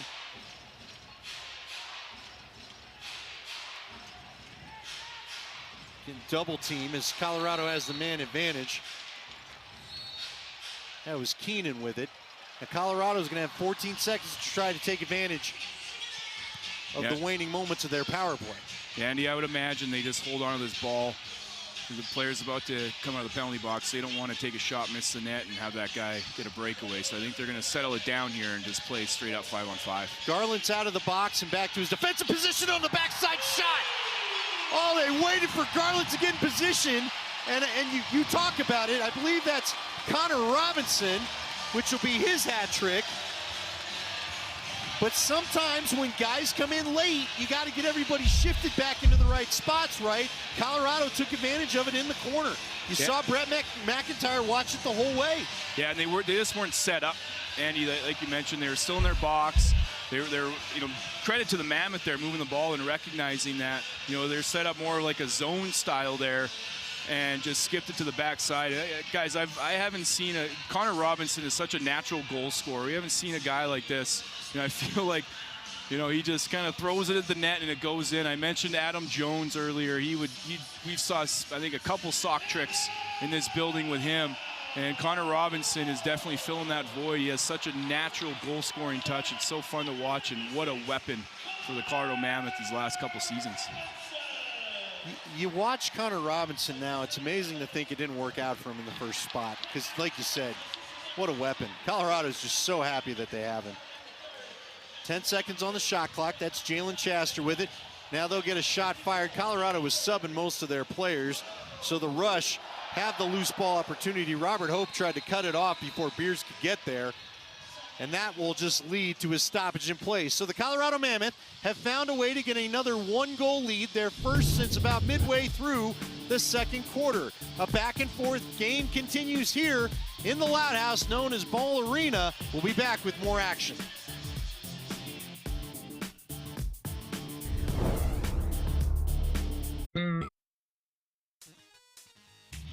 And we welcome you back inside Ball Arena, where we have a 9-8 Mammoth lead late in the third quarter. You're seeing shots of DU coach Bill Tierney, such a special guy.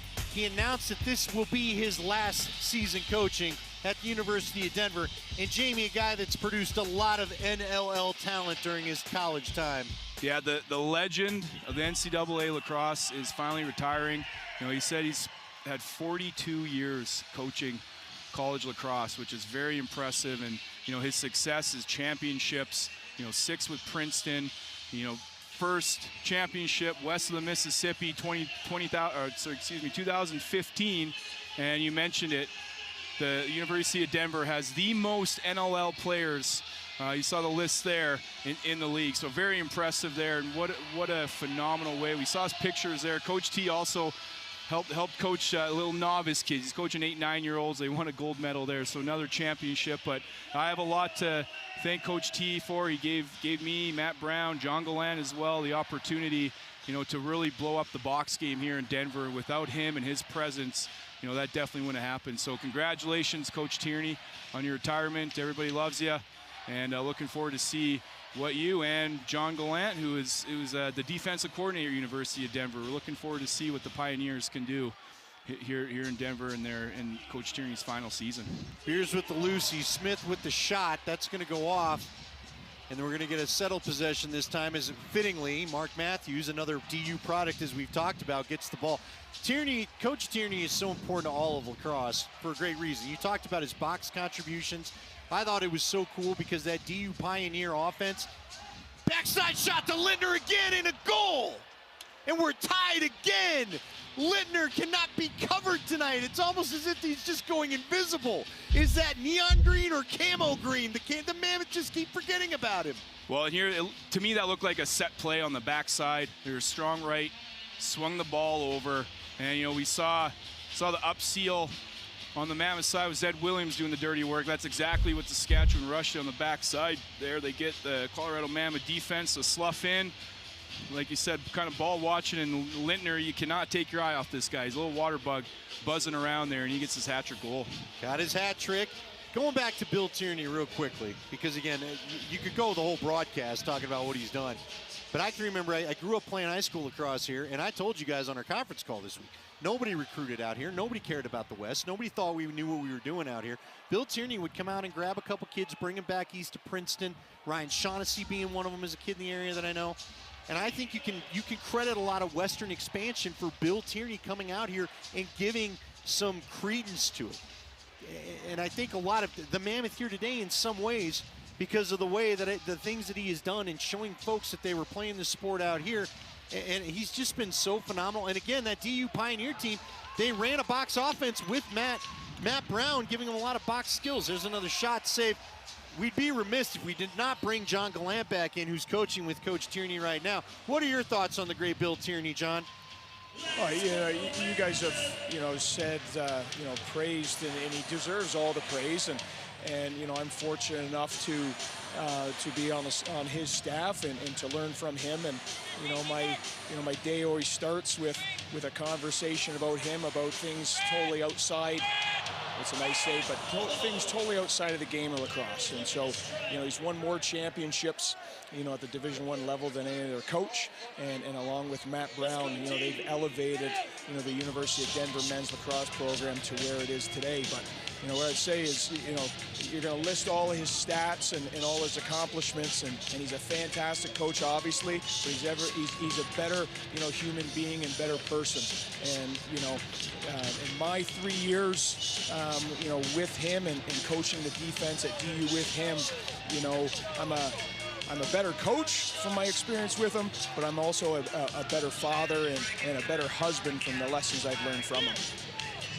Yeah, Bill Tierney, we wish him luck. Dylan Kinnear goes in. There's a save and a quick loose ball. Great snag that time for Saskatchewan, and they get it out and up the floor.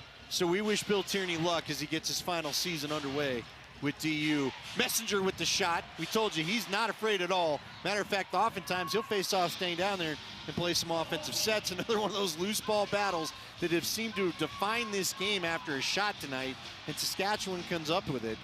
Got a minute about left to go in this quarter in a tie game. Jamie, I mean, you called it.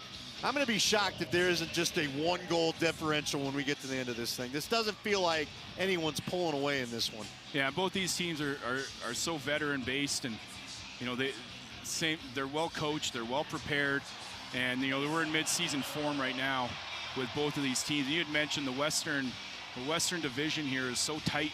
You can talk about Vegas and Vancouver that are winless right now. Don't count Panther City out. Again, their energy. They have such talented young forwards. They got a great scoring coach. Goals. They have an unbelievable coach in Tracy Kaluski, and it's just and then you got the big dogs. We always talk about Saskatchewan. Colorado defending champs, and Calgary's always in the mix, and then the powerhouse San Diego Seals. So it's going to be really tight this year. In this Western Division. So these games are absolutely massive, these Western Division matchups.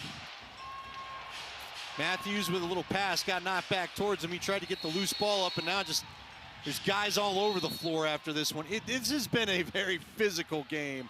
I don't think we're shocked by it, and not physical with guys wanting to fight each other, although I do think after that last shot, we've got a few words getting exchanged. That's going to bring us to the quarter, and probably everybody needs it.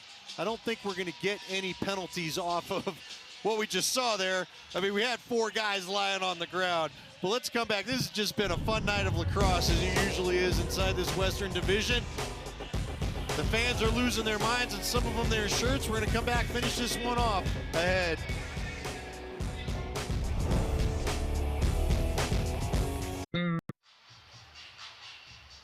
Get game day ready and shop your favorite teams' jerseys and merchandise. Head to NLLshop.com to get all your National Lacrosse League and team gear today. Welcome back inside the Loud House, everyone. I'm Andy Lindahl, along with former Mammoth player Jamie Shuchuk. John Gallant, former Mammoth captain, down on the bench, between the benches for us.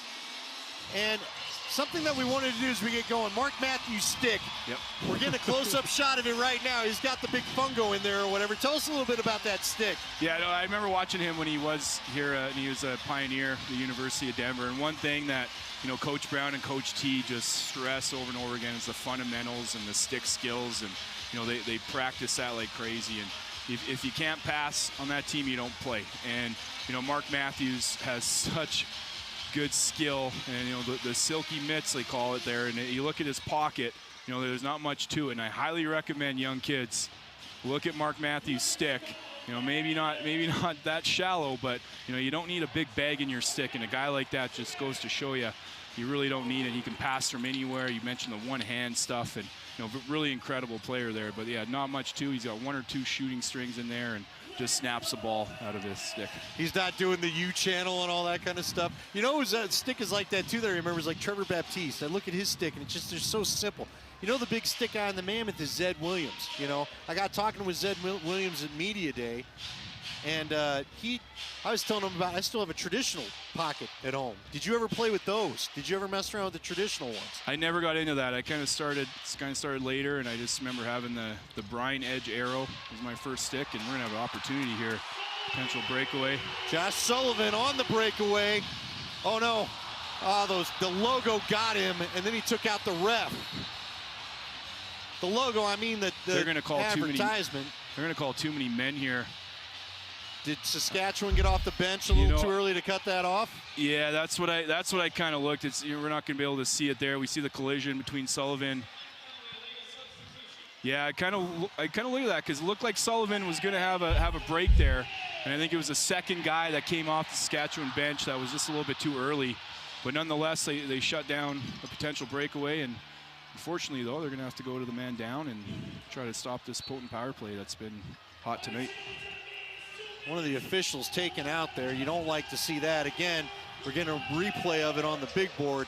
Sullivan just, his toe got caught in the turf, and he went down, and, you know, just the side of the helmet caught the knee. So I hope the official's okay.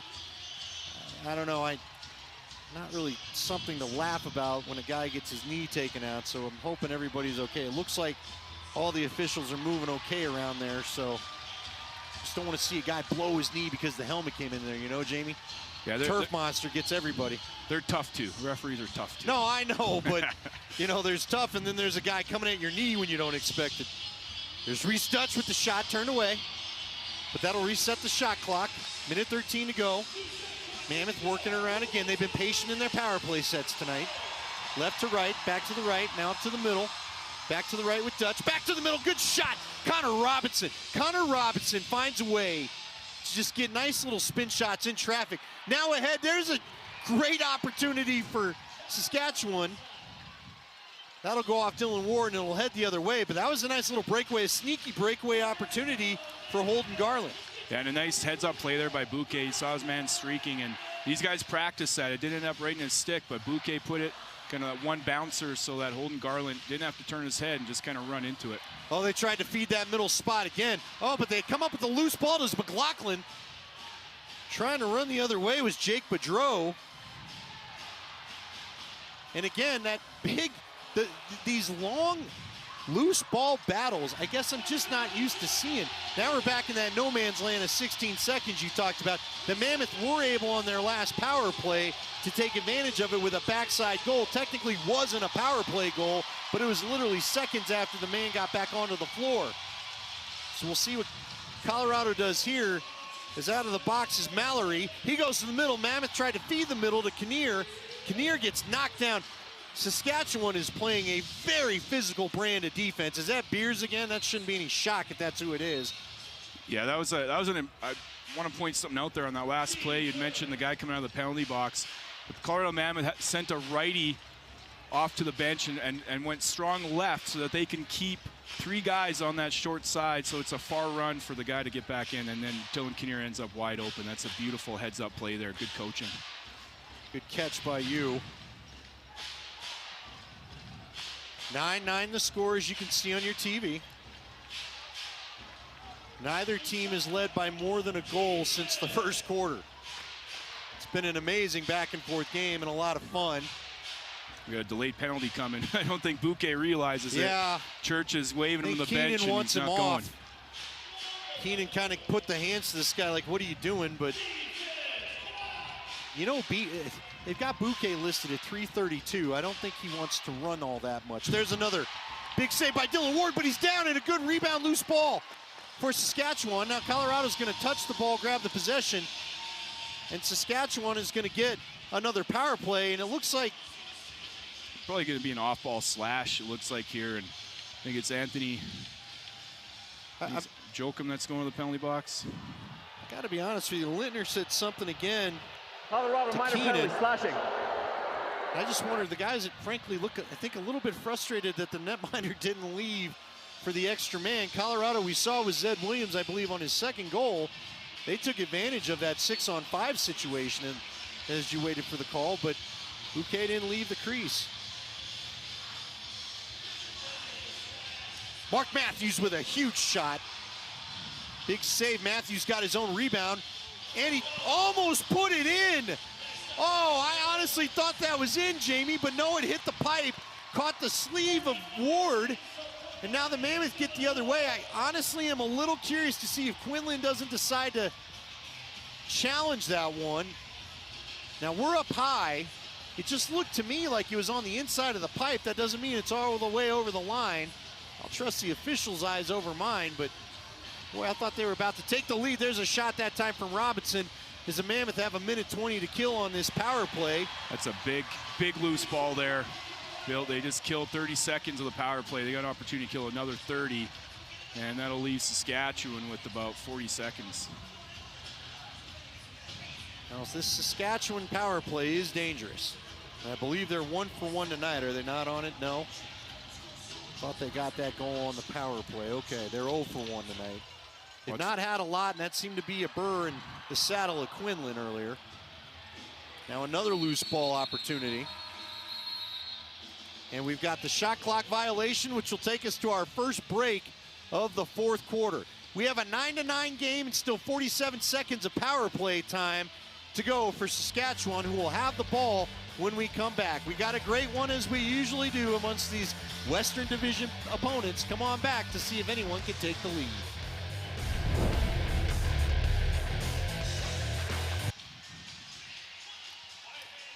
Back inside the Loud House, where we have a tie game, 9-9 here between the Rush and the Mammoth.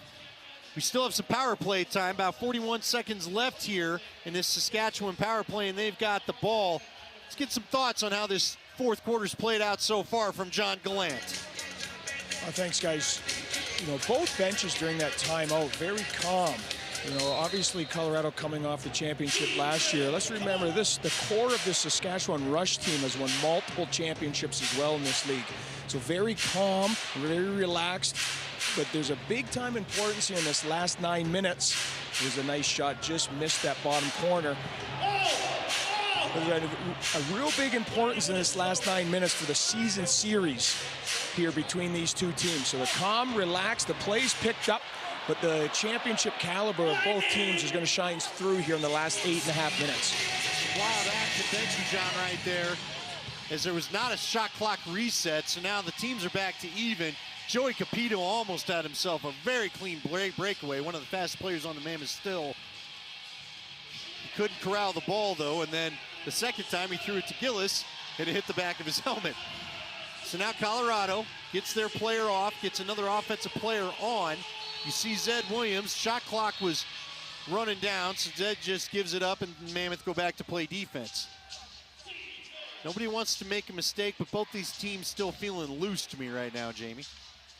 Yeah, like Johnny said, this time of the game, you know, you definitely don't want to start gripping your six too tight and start pushing the issue. So you do just need to relax and trust your system and your teammates here, you know, that things are going to work out. But again, it's no easy task against the way these defenses and these goaltenders are playing tonight.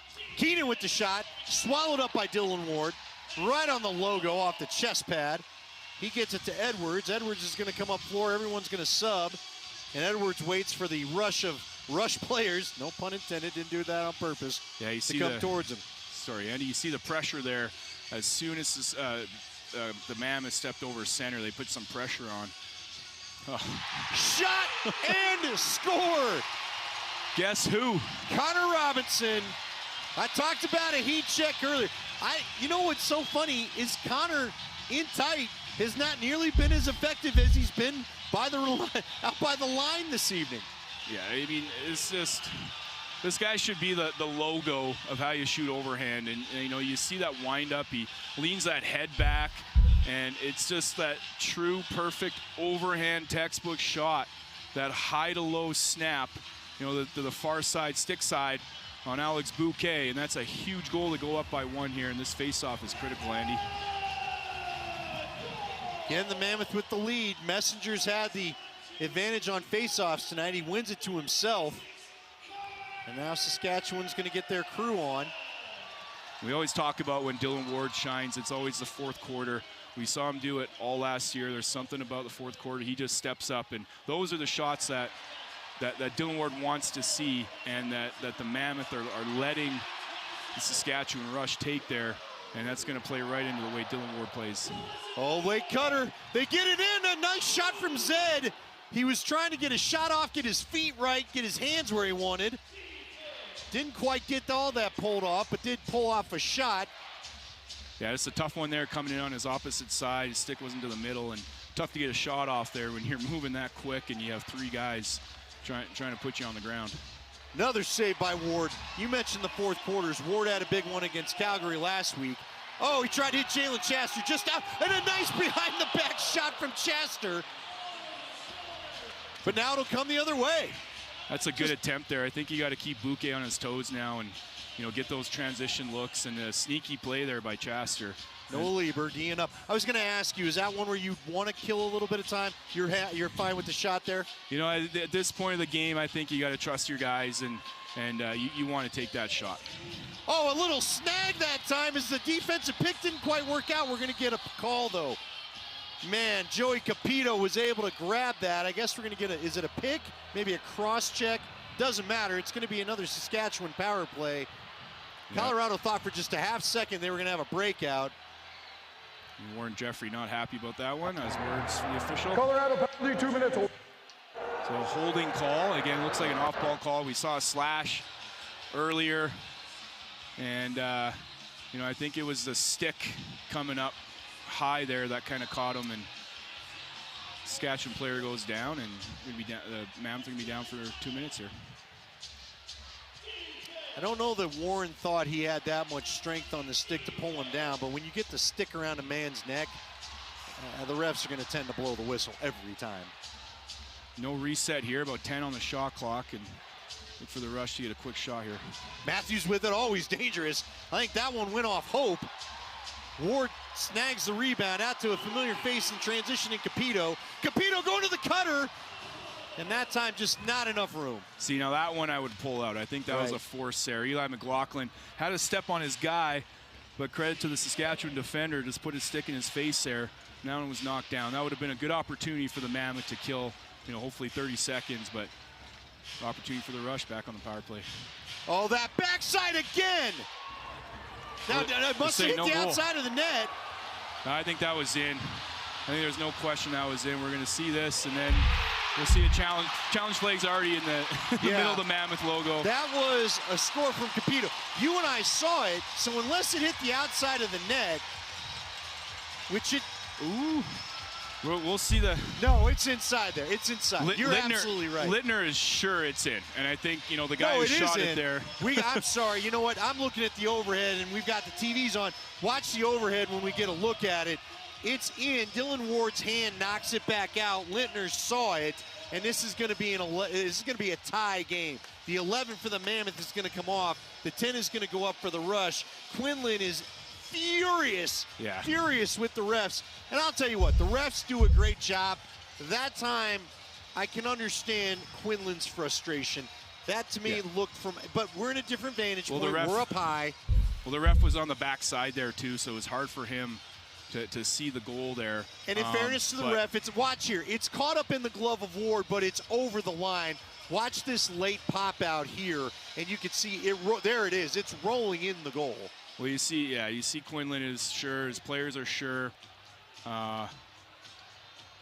Referee-in-chief Todd LeBranch is going to take a look at. Here's the replay, so you can see it here. This is the viewpoint we had and the backside rep, but you can see the net move. The question is, is that Dylan Ward's stick, his glove, where'd the ball go? We can't really see it there.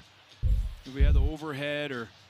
The overhead to me, looked to me, and we're getting the angle here again in the arena as we look at Quinlan on the TV. But you watch here, I mean, it's clearly, to me, it looks like it caught inside. We're going to get the call here coming up. I think this is a goal. LeBranch is still going, but, Johnny, I'm sure Johnny's got some good insight for us down there. Quinlan was screaming in your ear when the officials were there. What's going on from your viewpoint? There's just the frustration of being forced to use a challenge to see a call that, in his opinion, should have been an easy goal call. So, they're going to get it right. But, from the coach's perspective, being forced to use a challenge and not potentially using one later caused that frustration. Here we go. After review, the Saskatchewan shot does enter the goal. Therefore, we have a good goal down at this end, no goal down this end. What that means is there's a 10-10 game, and we're back to tied. The crowd doesn't like it, but it is the right call. As Johnny said at the end of his report, they're going to get it right. They did get it right. I will say again, looking at the overhead, and I know Jimmy Quinlan's upset, and I get it. It was tough, as Dylan moved his whole gear. He put both hands, the stick over there. I could see where the doubt from the backside from the ref comes into that hit, inside or outside. You let it play out, and they got the call right ultimately, and we have a tie game. Yeah, and they should have put a few seconds back on the clock there in between Lintner's goal and the Capito goal that gets called off. But yeah, nonetheless, we're back to the tie game, exactly where we started. And again, Edwards gets the Lucy, but then gets pulled down. Messenger is just playing like a wrecking ball. He and Beers tonight have been very physical in this game. And ultimately, the possession goes to Saskatchewan.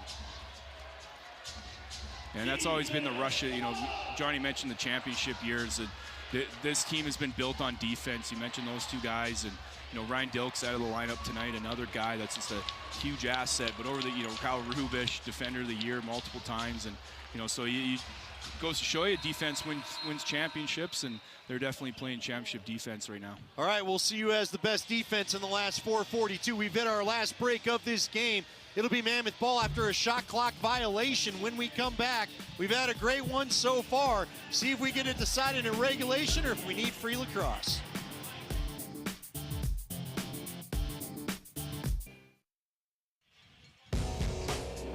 And we welcome you back inside the Loud House, where we have a tie game and our Fanatics turning point of the game, which is going to be the last goal, Jamie. A little bit of controversy, I guess. I think the refs got it right, but Jimmy Quinlan was a little bit fired up about this one. It was a power play goal, first one tonight for the Saskatchewan Rush. And you see that backside shot, which Lintner has been just deadly from that spot, not his coach, all night long. But you see his coach fired up here, but ultimately called right, and we have a tie game. Yeah, it's an absolute back and forth battle here tonight. Say it again, I called it. It's going to be a battle. The goaltenders are playing well, the defense playing well. We're getting balanced scoring. Just an excellent lacrosse game we're being treated here too. Don't forget to go to NLLshop.com and get all your Fanatics gear. Colorado working the ball around. Now Zed Williams has it. A little bit of an alley for him. They're looking to double team him. He fires anyway. That went off Bouquet, but they're not calling a shot clock reset. Connor Robinson got popped in the chin there. His stick's on the ground. I don't think he was happy with that one. Not at all. He didn't even bring it back. He's going in the tunnel for a minute. So that's a development for the Mammoth. I wonder if he bit his lip or something. And in the other end, Dylan Ward with the save. Rebound. They're working it up floor. Connor Robinson's still getting looked at by the training staff, so it doesn't look like he's going to be able to join this possession. He's doubled over back in the tunnel. Some I'm sure Coyle's not going to be happy about. Now Zed Williams going to work, bringing a physical game with him. Oh, he fires it, ricochets off the boards, hits outside the net. Crowd reacted for just a second, then I think they realized it was on the wrong side of the goal line there, though it was on the net. And up comes Saskatchewan for another possession. Usual cast of characters offensively for Saskatchewan. Lintner with it now, he's gonna work up top. Haven't said Dinsdale's name a lot tonight, but he's in there. Now there's Church. He fires from behind. That sort of fooled Dylan, but it was wide of the cage. Could have been a dangerous shot. I'm looking to see, did Connor Robinson return? No one's in the tunnel again. Hopefully that means he'll rejoin his teammates on the floor, although the trainer just came out of back. So we'll have to check and see. Is he late? Is that him? And we'll keep it updated. That's McIntyre that just ran through the center set. McLaughlin with it. Wardle, I believe, doing battle here. Nope, that's Kinnear. Kinnear's out, so he's probably in for Robinson. And he just fires it into some teammates. Yeah, we got 2:39 to go. Andy, that's a tough one-on-one matchup there for Kinnear, the way Matt Beers has been playing. And Matt Beers just stood his ground and did not let Kinnear get around him there. Connor Robinson just came out of the tunnel grabbing his helmet. Might have been a case of a touch of dental work. Incomplete pass there. It's picked up by the man. They're coming up. Robinson getting the bucket back on. And Noah Lieber is going to pass and get off the floor. 2:11 to go in this matchup. Tie game. Both teams with multiple goal scorers. Reese Dutch with it right now.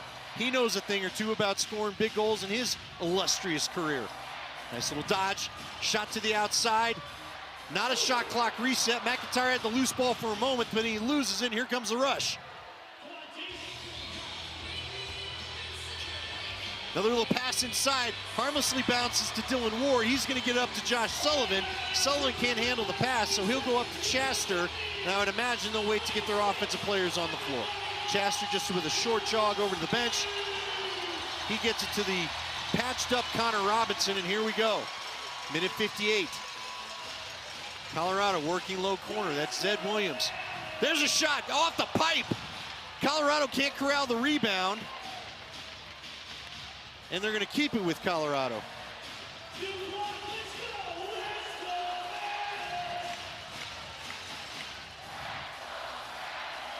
We've got a stuck play clock. We got a minute 5 here on TV. So the TV clock's right. We have no clock running in the arena. So we got under a minute to go as they battle for this ball. Possession coming to Saskatchewan. Now we got it caught up on the game clock. Okay, 50 seconds to go. Be interesting to see if the Rush go 2 for 1 here. Get a quick shot. Matthews, there it is. And he does pick it up. About 10 seconds difference here between the game clock and the shot clock. So they're going to be forced to play 5-on-5 here. And they'll probably hold as long as they can so they don't get Colorado an opportunity. Yeah, there's about a 10-second difference right now. Yeah, you don't want to call a timeout there.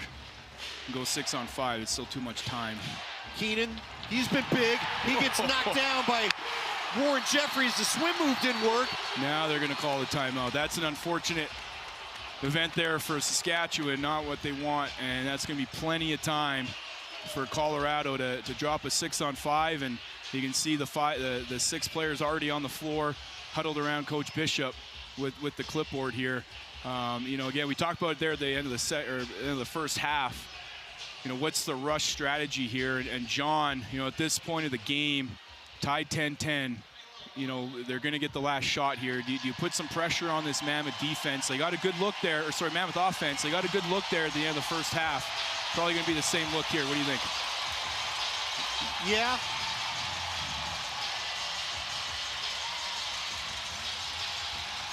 And Robinson was starting low behind the goal line. And then you could see the double pick down and him sweeping all the way around. So I think it's about matchups. You know, Saskatchewan is comfortable with who they have. You know, what they've got to do defensively is see where Colorado starts their players. That kind of tells you a little bit of what's going to happen. And what that movement is going to be. Now there's 17.5 seconds left. The benefit to Saskatchewan is Colorado's not going to start this until probably about 12. So here they go. They got Wardle down low, right behind the net. Robinson in the middle. It kind of tells you they're going to pinch down, pop them around. All right, great analysis there. We'll see what Colorado does. There's Reese Dutch. Now they work it over Zed backside. They go to the middle. Oh, they tried to dunk it. Messenger almost had it, and we were going to get some free lacrosse. Oh, this kind of felt like it was going to go to overtime. Now Kidd is down. Bobby Kidd slow to get up. We got some pushing and shoving. It's been a physical game all night. Mammoth player, I believe, was Eli McLaughlin that caught that last pass, dumped in the crease. It is Eli from Zed. He gets pushed from behind. I think the Mammoth wanted a call, but rarely you're going to see that at the end. McLaughlin, I think, just wanted a better shot, which he didn't get. How about this, Jamie? You guys been talking about championship defense. Goals per quarter in this game. 5 in the first. This is for both teams. 5 in the first.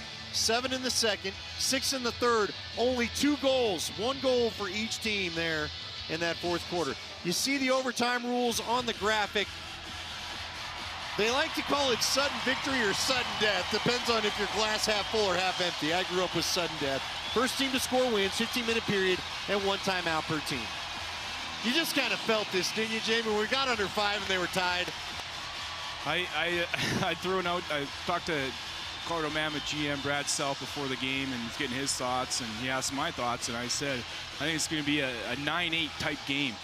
You know, it's 10-10 right now, so the final score is going to be 11-10 for one of these teams. And, you know, it's always interesting. This game is it's a possession game, right? And when it's last goal wins here, or next goal wins, you know, both these teams are going to have a plan for that first possession.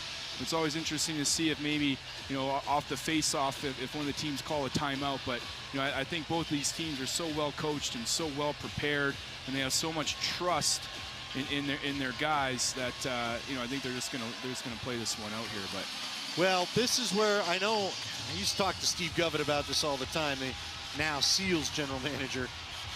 I know that faceoffs aren't as big a deal in the indoor game as it is the field game, but you just talk about possessions. Messenger's been very strong on at least finding a way for them to get a loose ball battle and a win tonight. Edwards going back over to the bench. Looks like he's getting a quick note from Pat Coyle. So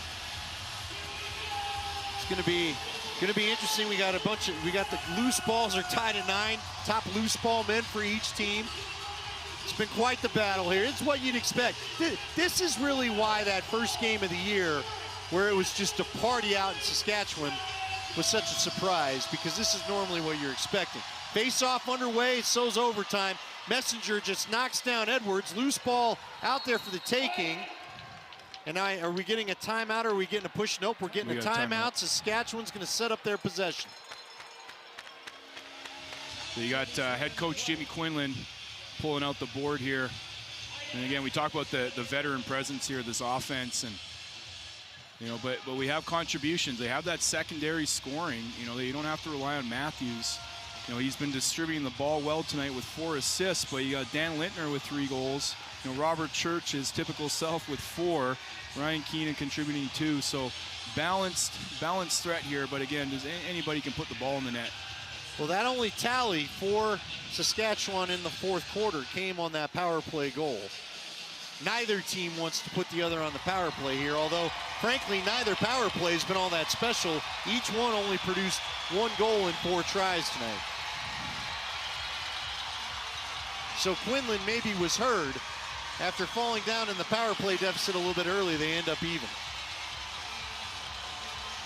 So there you get a look. There's Jordan Gillis heading out there with his defensive teammates.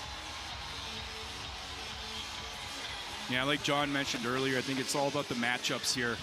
5-on-5, there's going to be a set play, but watch the matchups and look what they're doing off ball here, because that's kind of where they've been successful. Those side-to-side swings and those quick shots. Well, those backside quick sticks, especially from the right, have been deadly for the rush tonight. That's where Lintner's made his hay. Now you've got the ball. Robert Hope got possession. He's going to send it over to Gillis. Gillis is going to come up the floor. So Colorado will get their first possession of overtime. Here's the pass off. McLaughlin has it. He's going to send it out to the center. As Gillis clears the floor, the Mammoths start to set up. Connor Robinson with it. Low corner, excuse me, that's Robinson. It must be Kinnear with it. He's out there. Back to Robinson. It's big Zed Williams, another shot. That caught a little hop, but great job. Yeah, I think that hit the goal. Went out of bounds there, so the Mammoth are going to get possession. And a reset. Yeah, the rusher was saying it didn't hit anything, but from up here, it looked like it did catch a piece of bouquet. And the Mammoth will get a fresh 30. Robinson with it. McLaughlin works around, looking for some picks. They don't really materialize there. Zed Williams waiting to set one. There's Beers. He's been very physical. Robinson from his spot. Bouquet makes the save. Robinson with 2 goals from that exact point. That's what he wanted. Bouquet was ready. Dropped the chest that time. Now Saskatchewan has a chance. It's amazing. Robertson's in that spot to swing the ball, and he just, again, the righties kind of lulled the defense to sleep there, and Robinson had his hands free. His patented overhand shot. Big shot, rebound, but no reset. Now they go low. Mammoth have the ball again. Chance to head up floor. Jeffrey gets it up to one of the faster runners. That's Joey Capito. Capito thought about it, spun. Now they're going to hold for a settled possession. 20 seconds on the clock. Offensive personnel on the floor for the Mammoth. Zed Williams with it. He did not play last week due to illness. They've been happy to have him back tonight as he's at a hat trick. Pass to the middle. There's a shot. Another great reaction by Bouquet. Loose ball to Saskatchewan. Yeah, you can kind of see the energy and the pace kind of slow down here for both teams in the offensive end. There's not enough jam there on that last shift for the Mammoth, but Connor Robinson finds himself open and gets a good shot. Church has been dangerous tonight. He's looking for the alley. Looking for Lintner, too. Mammoth have lost Lintner a couple times. There's a shot. Saved by Dylan Ward. And there goes Joey Capito to get it up the floor Pat for a Coyle's Mammoth calling possession for a- again, and now Coyle will take his timeout. Yeah, I think that's a smart play there, or excuse me, smart call by head coach Pat Coyle to call the timeout. Bring the troops in. Saskatchewan's already burned theirs, but you know, again, I mentioned the pace. I feel like it's kind of slowed down. The energy's kind of slowed down. So good timeout there. Again, I'm sure Bishop has drawn up a set play that these guys have worked on, or something that he's seen this rush defense doing. But again, I think at this point of the game, you know, you got to get Bouquet moving side to side here, and like they did on that last shift there with Connor Robinson catching it up top and shooting. Yeah, I mean, he got to the spot that's been working for him. You see Bouquet walking back to his nets. 34 saves for Alex Bouquet. Both goalies have seen plenty of action tonight, though. But the defenses you talked about, both teams have shown they can play championship-level defense. And the goal faucet that was turned on through the first 3 quarters has definitely slowed here in 4th quarter and overtime. But all you need is one, and the W heads your way. Both teams 2-1 on the year. Again, getting a chance to talk to Connor Robinson this week. He feels like this time of year when to start cranking it up. You're not quite to mid-season, but you want to start feeling that flow. Both teams like, feel that way, backside. There's a shot in the wind. Reese Dutch launches another game winner in his illustrious career. And you can hear the electricity here. There goes the horn. The Mammoth faithful, everybody's on their feet. What a treat here, guys. And Reese Dutch, you mentioned it, he scores big goals. You know, the 2019 final, he scored that game winner. And, you know, you see the lefties just go to work there. And an up pick on the backside. Flip it to Reese Dutch, just a couple fakes, throws it down low, and fools Bouquet. And an absolute massive win, even the season series between these two teams. And the smiles again on the faces of the Colorado Mammoth. Reese Dutch, who so often has played the villain in this very building because he always would have big games against Colorado, comes up and is the hero. We're going to take a break, come back, and in the player of the game interview. What a great one from the Loud House. It ends 11-10, Colorado.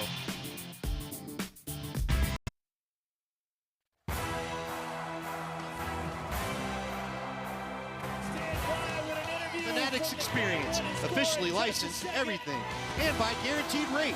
Now more than ever, you need the best Guaranteed Rate. Down with the hero of the game, he's with John Gallant, and his name is Reese Dutch. John? Let's send it down to the floor. John Gallant standing by with Reese Dutch. After that timeout.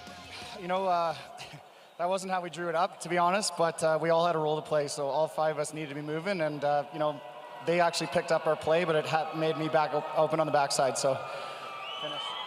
Now you got Zed Williams back in the lineup here tonight for you guys. Talk us through what he does for you guys offensively. Oh man, it's hard for Zed Williams not to be your favorite player. He's just a force. He's an amazing guy in the locker room, but he changes the way teams have to play against us, and that's, I mean, it was evident tonight. Congratulations. Good job there tonight, guys.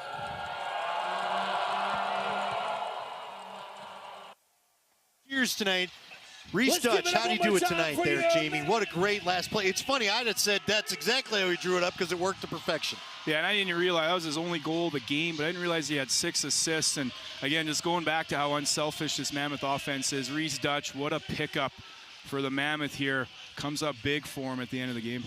All right, there it is, 11-10, the final. Thank you to everybody here that made this possible. We can't wait to talk to you again after another great night of NLL action. Have a great weekend, everybody.